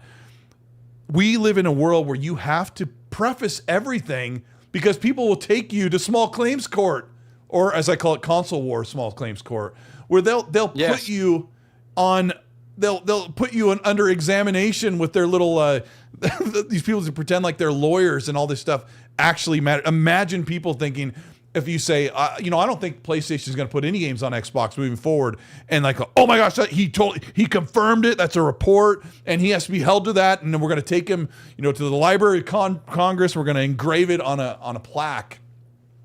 You just have, like Rand says that he'll say on the podcast, here's my prediction, and then it could be something he thinks is probably going to happen, but he's not tied to it. But when it comes to Blizzard, you were saying you have pretty good sources, but what does that have to do with? Tell me what you were saying with Mike Yybarra before I cut you off. Well, I was going to say that like most people are like my sources were Blizzard. Whether it's like, I just wanted to preface the fact that I've got Blizzard sources and good Blizzard sources, and I speak to a lot of people at Blizzard. I've been playing World of Warcraft for 20 fucking years. And people that I've literally played the game, raided with, ended up working at Blizzard. I used to raid at that level where the people who were like, I used to kill bosses like server first. There was one point in my life where I was like the 43rd best warlock in the world. That's how hardcore I was playing WoW. So a lot of those people who were playing at that level, they ended up working at Blizzard, and I still speak to them, and I'm still friends with them. It's really awesome, and they tell me things. And one of the things they often tell me is like, things are so much better now Mike Yybarra's gone. That's crazy. So like, I heard the same things about. Sorry, I heard the same thing about Mike Yybarra with Xbox for many, many years, and I had a friend who talked to Mike Yybarra in DMs all the time, so he must have been complaining about how he was received at Xbox as well. But what were you saying? I was just saying, like, so a lot of the people I speak to say Johanna Fairies is the current president of Blizzard, and she's quite popular. Yeah. Like exactly what Jason Schreier said, that, they like her. She's often seen. They like her. She's seen as a bit like, she talks about numbers a lot. It's one bit of criticism and feedback I've heard. She often talks about numbers and performance and things like that. I think Jason Schreier said like she comes across as corporate, which echoes what I've heard. If we're talking about numbers and performance and things like that, but that she identifies an issue and tries to follow through with it. Whereas like Mike Yybarra would just say things and then suck it up, deliver on it. Now. Yeah, kind of. But at the same time, I kind of want to defend Mike Yybarra. Okay. Because I do think like Mike Yybarra was operating within a system that didn't want him to succeed. I don't think Microsoft fired Mike Yybarra twice. And I don't know what happened. I don't know what went down at Microsoft to lead to a situation where Mike Yybarra was so unfavored. But I work in a corporate environment, and I know exactly how a corporate structure, if they want to, they can sabotage you. And I don't know for sure if what happened to Mike Yybarra. I don't know if it's fair and warranted that Mike Yybarra was like sort of sidelined and wasn't able to deliver what he wanted to deliver because of the corporate politics and stuff like that. But he's also there during a very difficult time for Activision and Blizzard. Yeah, he was. Yeah. So with Mike Yybarra, it could have just been a personal thing where he was not able to deliver what he wanted to deliver. One thing I do know about Mike Yybarra 100%, he's a true gamer. He's a true hardcore gamer. He does play a lot. Hardcore a hardcore World of Warcraft and Diablo gamer. It's not like Elon Musk where he hardcore. Where he pays someone to play for him on Xbox Live. Yeah. Yeah, it's not like Elon Musk where he didn't pay someone to play for him. The dude was hardcore and good. He was a good gamer. We also debunked here that Phil Spencer pays people to play on his account. We've all played with Phil, Phil, you and I, right? And Rand, like he plays a lot as well. Yeah, I played with Phil. Yeah. Phil's hardcore too. But Mike is like, feels like hardcore like a normal person is hardcore. Like I think I'm hardcore. Mike was fucking pro. Mike was pro. The dude raided mythic raiding, which is like beyond like even what I do as someone with 10,000 hours played in World of Warcraft. Mike was a pro gamer and he loved that shit, and he was so passionate about Blizzard. So I don't begrudge Mike being salty about the way all that went down with Blizzard, because Microsoft basically robbed him of his dream job, you know. And I don't think Mike Yybarra's handled it that well. I didn't Blizzard think about was his that. dream job, man.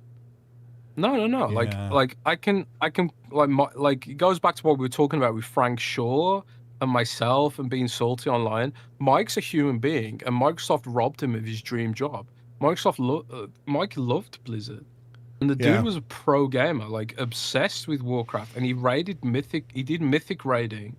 He didn't do just like heroic raiding like I do. Like I do ahead of the curve, which is kind of like, it's kind of like like hard mode maybe at most. Like Mythic raiding is like super hardcore. It's the esports grade raiding. It's like the race to world first. Like yeah, hardcore shit, man. I would never raid Mythics. That's like no life level of raiding. And Mike played at that level. So like when Mike came on to run Blizzard, I was like, oh my God, they've got someone to really get to WoW, running WoW. That's really awesome, you know. But so I understand why Mike's not unhappy.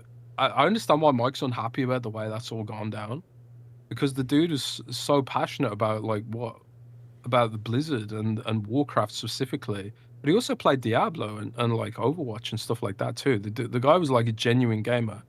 But he also like, at had the same time, like, sorry, go on.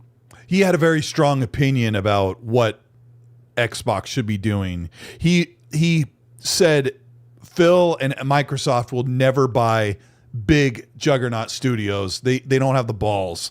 Is basically what he said. He never saw them ever rising to the occasion of their competition and buying some big studios. And Phil proved him wrong when he bought Bethesda and then Activision and Blizzard. And because Mike didn't think that that's where the culture was at Xbox. They're always going to be like making little rinky-dink games and a couple of hot games, and that was it. And they kind of were. And then he had a big part in Game Pass, and exclusivity was another thing that Mike Yybarra, if Mike Yybarra was in Phil's position, he would go down with the ship fighting Satya till he got fired that they should have exclusives. At least that's how I see it. That's probably why Mike got fired. Like Mike's logic was like, we should buy Call of Duty and then make it exclusive. Yeah. You know, but imagine if like, well, this is like a lot of Xbox fans talk about this like as well. Like, we should have had ZeniMax and then made all those games exclusive. And like Microsoft famously made Starfield exclusive. There was like, I think the original plan was for Elder Scrolls 6 to be exclusive, but obviously that's not going to be exclusive now. Phil said that in court, by the way. And, yeah, so like the whole idea was for these games to be exclusive. But imagine if you make Call of Duty exclusive, given how expensive Call of Duty is to make, and it doesn't move the needle. Imagine if you spend all that money, because you are leaving a lot of money on the table by not selling it on PlayStation or eventually Nintendo Switch. By the way, Nintendo Switch version of Black Ops 7 is coming in a few months. Imagine if you leave all that money on the table while you've got thousands of employees and a whole studio set up for multi-platform game releases. Yeah. That's investment. That's investment. That's money you're leaving on the table. Imagine if you don't. Imagine if that doesn't deliver the users. Imagine if like the PlayStation 5 users go, well, fuck Call of Duty. I'm going to play Battlefield. I'm going to play Ark Raiders. I'm going to play Apex Legends. I'm going to play. They don't. They buy Call of Duty like crazy. But go ahead. Yeah, but I'm just saying, like, if it was exclusive to Xbox. Yeah. If it was exclusive to Xbox and they didn't move platform, that would devastate the whole business. In 2023, it's a huge risk. In the 2020s, is someone going to go jump platforms to play Call of Duty? I don't know. I don't know, mate. Maybe they would have done. Maybe Mike was right, but it's like that's the contention. That's the debate. Is like, would people have shifted platform if Microsoft had gone exclusive with, you know, all these games like Doom and Indiana Jones and all these other games from ZeniMax and also Call of Duty and Activision, all those games, Diablo even, would that have moved the needle? Or would people have just been like, you know what, I'm going to play the alternatives. I'm going to play Path of Exile instead of Diablo. I'm going to play, you know, all the PlayStation exclusives instead of this, whatever. Xbox fans do that. Right? Yeah. Xbox fans play the alternatives because they can't get Horizon. So Yeah, or whatever. Exactly. The Microsoft has the data that suggests like Xbox fans do not switch from Xbox to PlayStation to play Ghost of Yotei. They'll play the alternatives. Yeah. Whereas like Microsoft's probably got the data that suggests like people wouldn't switch for Call of Duty. All what would happen is we'd kill Call of Duty and we wouldn't gain any users. Maybe we'd gain some new users, but we wouldn't gain like enough new users to justify the amount of money it would cost. And that cost is called the cost of user acquisition. You know, the cost of user acquisition right now is so high that Microsoft's giving up on console and going to PC. Yeah, that's the formula. The formula in their spreadsheet is the cost of user acquisition, and people are so entrenched where they are. They're so enamored with whether it's PlayStation or PC or Steam or whatever. They're so happy, or Xbox even. They're so happy with where they are. The amount you'd have to spend to get them to move platform is more than you'd make back in a return on investment. And that's where I think Mike Yybarra and Phil ultimately differ. Because I think Mike Yybarra is operating on the passion of the industry and wanting to compete on the way things used to be.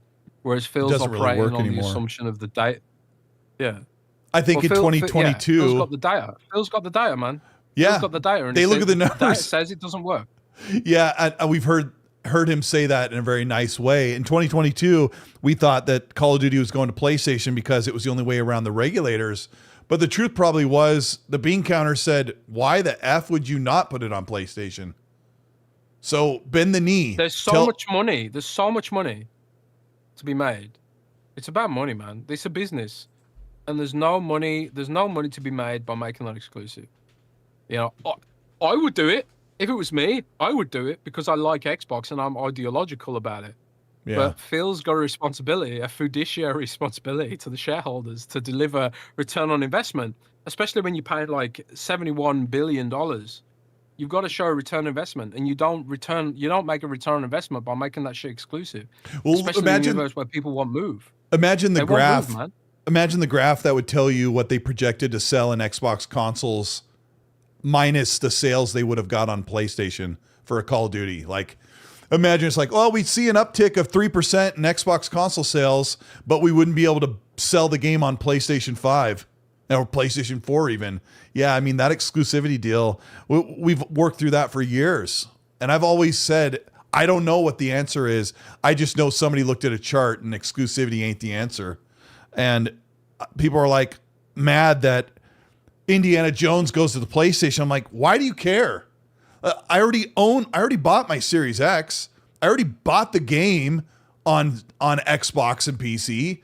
Like, nothing has been taken away from me, but we've been having that argument for years. I want to ask your quick opinion on the Xbox Developer Direct. There was a rumor that they were going to have a pretty big one, like possibly 6, maybe even 7 games at the event, maybe showcase Starfield there. Like, what's Jez Corden think would be any surprise or even some guarantees or sure things at the Xbox developer event? What do you think? What are you thinking? I have no idea. I have no idea what's going to be there. I mean, what's your prediction beyond then? What everyone else knows. See, this is the one thing that I think is funny about people saying I'm lying. Like, if I was lying, wouldn't I just make up that I know? Wouldn't I just sit here pretending that I know what's going to be the developer direct? I don't have a clue what's going to be the developer direct. Yeah. I could, but I don't because I'm real, you know. And the thing I know about, like, when you pretend you know something and you get caught out, then it's GG, you know. Yeah. But I don't know what's going to be the developer direct. I mean, beyond what's already out there. Phil's kind of teased and hinted that we'll see Playground there. So I imagine Fable and Forza will be there. I imagine Gears will be there. I imagine Halo will be there. Hold on. Hit the brakes for a second. Because some other prominent podcasters in our realm kind of have a different outlook on Playground. When Matt Booty says Playground's going to be there showing there what they've got, that's a guarantee that Forza Horizon 6 is there because we feel like Forza Horizon 6 is coming out in May. But some people are like really thinking Fable's not making 2026. What's your personal feeling? Just like if you're just kind of putting your feelers out, how am I feeling about Fable? You know, what are you thinking about Fable and Developer Direct? You think it's going to be there then? I think Fable's going to be there, and I think Fable makes 2026. That's kind of nice to hear. That's I not like to based on hear that. anything. That's my personal opinion based on what I'm hearing. See, And based on like he's what covered. I think their timelines are going to be. Yeah, I'm Yeah. covered. Because I know like a little bit more about 2027, and I think State of Decay drops in 2027. I think Clockwork Revolution drops in 2027. That's just a guess, by the way. Yeah, I think so too. One of the things I do, yeah, one of the things I think heard Clockwork was, could make 26, but I think it's probably more geared to 27. That's my opinion. What I've been told is that there is some surprises for 2026, things that people didn't expect that will launch in 2026, not just for games, but also hardware. So like I'm expecting, for example, the Elite Series 3. And that's not consoles, that's accessories. I'm expecting that wouldn't the Elite be a Series developer 3 in direct, would it, 2026. Jez? No, it wouldn't. But I'm just talking about 2026 in general. Okay. So for Developer Direct, like one thing that me and Rand were talking about on Xbox 2 was will they showcase a third party again? Because they did I think they did Square Enix last year with Visions of Mana and some hints about what was coming.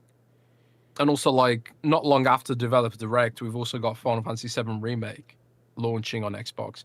And one of the things that Microsoft and Square Enix have been doing a lot of recently is like showcasing how buddy and friendly they are now. Like there was a lot of pictures videos, together. Like, yeah, Square Enix sent me an email not long ago, and they were like, "Hey, we want to give you an exclusive video about, Square Enix talking about their favorite Xbox games, exclusive for Windows Central." And I was like, "That is, no company's ever done that before, but sure, I'll take it." You're like, let me think about it. It's kind of like, yeah, it's kind of like they're reaching out to the Xbox fans because they want to rebuild that. That's really cool, right? Yeah, they see that. Yeah, it's cool, but it's also like it's so odd. But so part of me is wondering, like, do we see Square Enix there, and does Square Enix give a recap of Final Fantasy VII Remake, Rebirth on Xbox for the Xbox audience? Which one is like one of the wild cards I put to Rand was, do we see a glimpse or a title card for Final Fantasy 17? Could that be something there? That's like a wild card. I'd be shocked myself if that happened, but like it's too early for that, isn't it? They have shown, yeah, maybe, but sometimes at these events they have even a glimpse at the future. So maybe not Final Fantasy 17, but maybe Final Fantasy 7 Remake Part 3. Something like that. Yeah, I mean, my memory is Final Fantasy 9 Remake. That's rumored. I haven't gone back and looked, but I think my memory is that everything at Developer Direct ends up launching that year, and I don't think there's been any games delayed. I could see Fable being there, and then it gets delayed like late in the year because, games. But Square, maybe Square has something else, like Final Fantasy VII Rebirth. They've started showing... The Part 2 isn't out yet on Xbox yet? Kingdom Hearts 4. Yeah, I love that. They've kind of implied that the next Final Fantasy installment could launch day and date on Xbox. Final Fantasy Part 3. The third one. Final Fantasy 7 Part 3. So it needs to. Maybe that's like, and they've started showing like other third party stuff at these events. So like, could that be the feature? Or like some other company, maybe Death Stranding 2, OD, stuff like that. I think it's going to be a good show. Like I've been, getting hints for a while that it's going to be a really strong show. So I'm excited about it, but we'll see. I think they're working up something pretty big, and I don't think that Halo. I don't think Halo Campaign Evolved will be there. There's no reason to. We've already seen 20 minutes of it, but maybe something like the next Spyro game or something. I don't know. I think there'll be a small game. And I think Spyro might be one of them, They always have some smaller game, and I'm like, oh, this is definitely a thing. Well, hopefully, I've heard, what are they called now? Double Fine might release a game next year as well. After Keeper. Is that their rumored? Multiplayer game, Kiln. Yeah, Kiln. That's still a thing. Because I thought we were going to see that this year, and it was Keeper. I don't know. Game Seeker, thank you so much for the $5 super. He says, who's better at game design, Todd Howard or Casey Hudson? Happy holidays, fellas.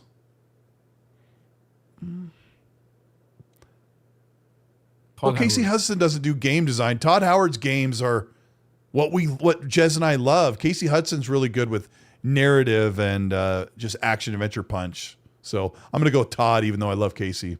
What do you got, Jez? Oh, Casey's led games, right? I mean, he was the director for Mass Effect 2 and Mass Effect 3. Yeah. So, like, while I do love Mass Effect 2 and Mass Effect 3, Todd, man. It's Todd, bro. Yeah. Todd makes games that are generation defining.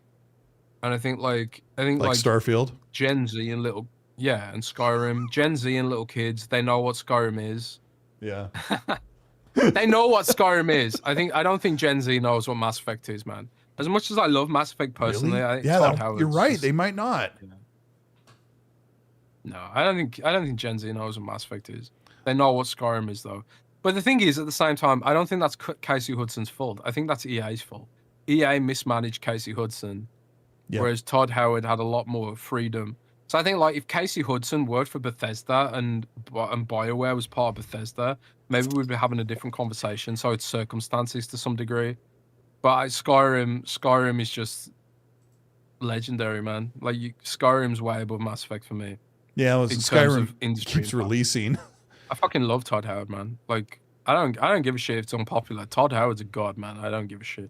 That it's so funny when you look at comment sections. If you want to know what people think of Todd Howard, they mock him, and then the other half are like worshiping him. So it's like, where is the truth? It's got to be. I don't give a shit. It's got to be somewhere in the middle. I think he's iconic. Who's laughing now? He's amazing. Right. And I love Todd Howard, man. I did a Fallout 76 video in 2023, and I showed the clip of him showcasing 76. And he said, a lot of people on the internet have been saying things about me, and I read them. And everyone in the audience was like roaring, laughing. Like, he's self-aware. And when we were talking to him in person, he's just a really nice dude who has the luxury of helping create amazing games. And one thing I didn't gloss over with Fallout is I thought maybe someone else was going to make a Fallout game in the interim. Like, I thought, like, is it possible that Tim Kaine is going to help Obsidian and some other studio make a Fallout game while we wait? Virtuos is going to work on 2 remasters. I hope so. I mean, because Tim Kaine goes, don't guess, you're never going to guess Tim Kaine it. said something like, he's like, you'll never guess it, right? But people are guessing like Fallout New Vegas 2 and things like that. But what if he's working on a remake of Fallout 1 and 2? Or Fallout Tactics 2? Or Fallout Tactics 1 remake? Or something like that? I think like a lot in of the people vein of Baldur's Gate 3, like... Yeah, or like the OG Fallout games, man. Like, I'm going to install that right now. Dude, Fallout 1 and 2 are just so good. Fallout 1 and 2 like have the best lore.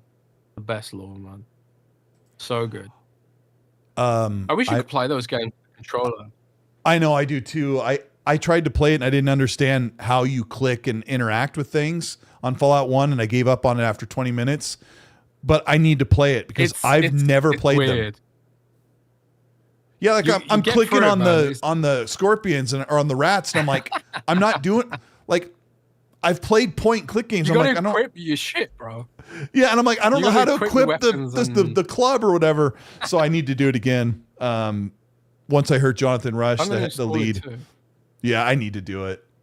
Jonathan Rush said it was a 20-hour playthrough, and I follow. There's a YouTuber that does all this Fallout lore, and I've listened to him play the game while I'm like going to sleep, and I'm like, oh, I need to do this. So yeah. Jez, so Fallout 1 is currently $2 on Xbox PC. It's $2. Isn't it on Game Pass? It's on Game Pass, but it's $2, man. Or $3. It's £2. Excuse me. Goes on time. Yeah, I'm sorry. It's covering up the. I think that was covering up the cameras for a second. I'll have to do that later. Yeah. Yeah, I need to play it.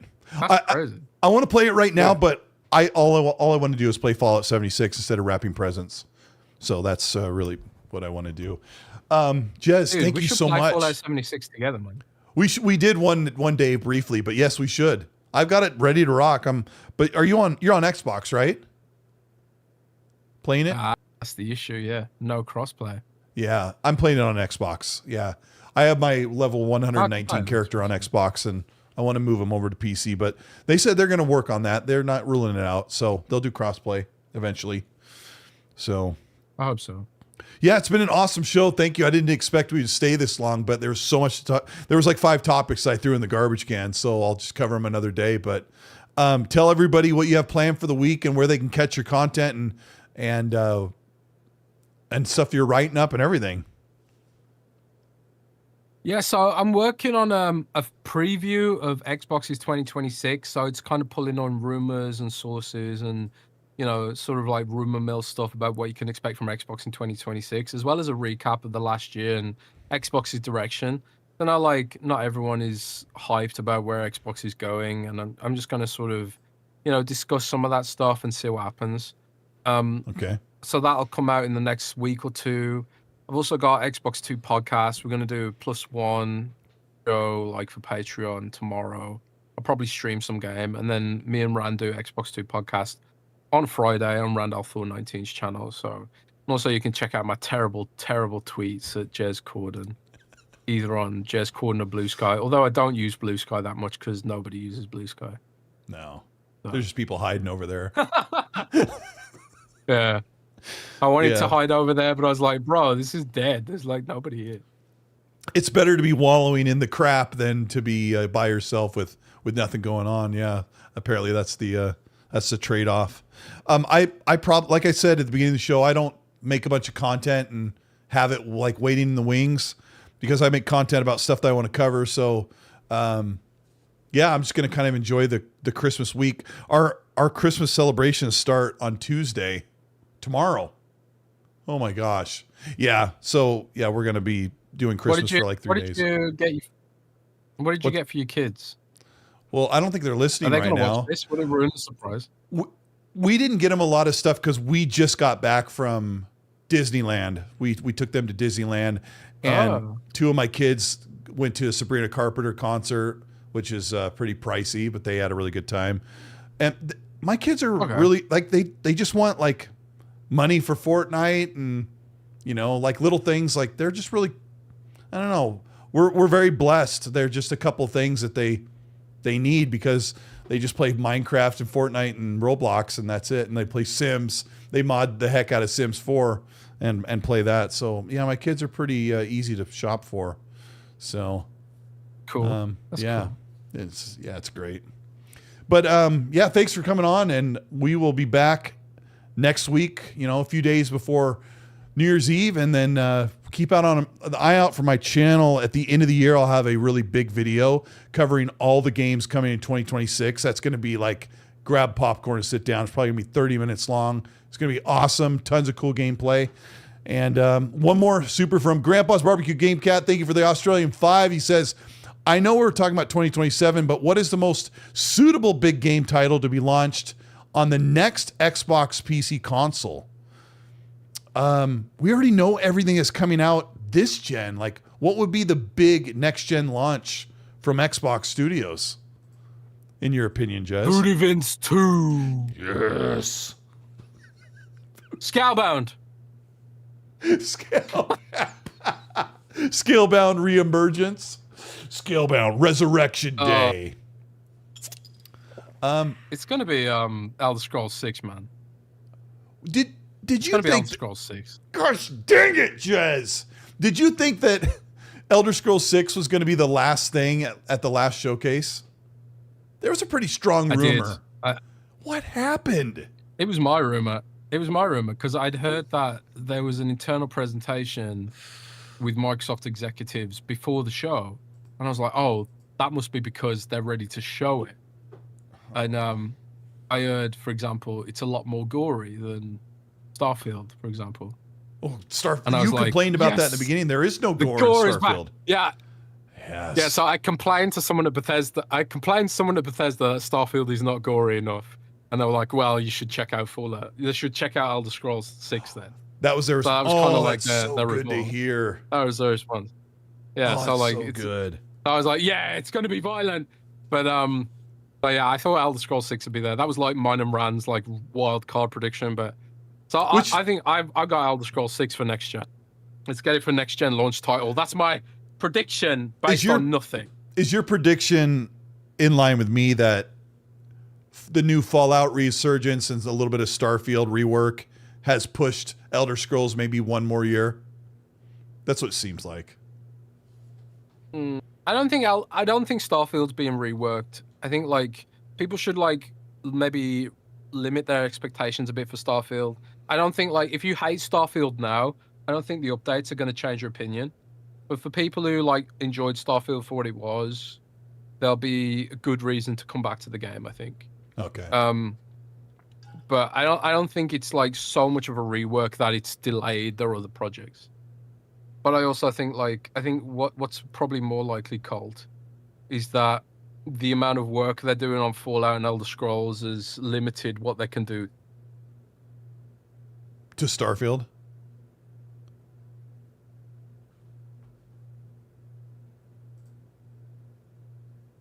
Is your mic? Say something? I can't hear you for some reason. I'm muting my mic. There we go. There you go. I'm muting my mic. The last thing I heard you say, it was like so. It was so tense. Whoops. You said. I think if you're, I don't even remember. You said that all of their work on Fallout has limited, and then we didn't hear. Yeah, so I was saying like all the work on Fallout and Elder Scrolls has limited what they can do with Starfield. Okay.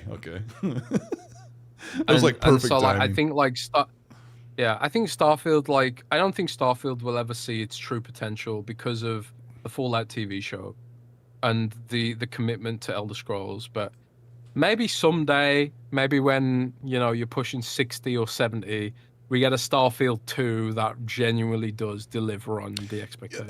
You know what, Jez? I'm gonna yell at you for a moment because I played the crap out of Cyberpunk when it launched. It was awesome. It hitched once in a while, and it had a couple of bugs.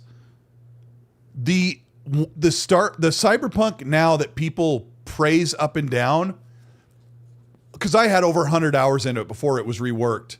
I'm like, oh, they completely rearranged the skill tree, and it runs better. Like, that's basically what it felt like to me when because I replayed it from the beginning when it got its 2.0 moment. And I remember yelling at Rand, like, dude, you could play this game. You could have played it a long time ago. He's like, no, I got the real version. The point I'm trying to make is I don't think Cyberpunk changed that much. They just fixed and righted some of the wrongs. They weren't even actually wrongs. They just rearranged somebody can help me out. They added the cop chases, which I never did. Yeah, go for it. I would love to have an argument with this because Cyberpunk was fine at launch. Okay. Deal with it. That's what I'm saying. 10 out of 10 game at launch. I think it was too. I think it was incredible. And then I had to relearn a new skill system or skill tree. I'm like, okay, it's weird. It goes up instead of out from the middle. And then there were a few less bugs. Like open world games, I was used to bugs. Like I was used to the occasional, oh, look, that guy's doing this thing with his arm, and you laugh it off and you move on because the game works fine. And when people are like, when you say like temper your expectations for Starfield, I'm like, Starfield's already core game is good. It just needs things fixed. And if they get rid of some of the loading screens, they make it feel more immersive when you space travel. I don't know what else. I'm with you. If you didn't like Starfield, you're not going to fall in love with it because of this. I think it's going to remove some of the excuses that people say they won't play the game or they won't continue it because there's too many loading screens. Like, you never stopped playing because there was too many loading screens. You stopped playing because the game felt too boring for you. It wasn't exciting. You wanted more bombastic experience at all times. I don't know. You wanted more like a Fallout experience. And I get that. So Grandpa, who's this? Grumpy Old Fart, the Magic King, thank you so much for the Canadian $10 super chat. Says, I just want to say thank you for the love badge and Merry Christmas and Happy New Year. And I updated the veteran channel members and Patreons that have been here for 9 months plus. Thank you so much for all your support. You've all been amazing. Jez, if you want to play Fallout 76 with me, I will definitely message you and make it happen because I would love to play. So you let me know whenever you're ready and we will get out there and go shoot some bugs and critters and stuff. I'd love to do that. Be awesome. Sounds good to me, bro. Just let me know. I'm gonna. First? What's that? Do you have Fallout first? The subscription? I did. I got it for half price for the month, so I'm just kind of enjoying it right now. So since I'm so hooked in, it's worth it. Yeah.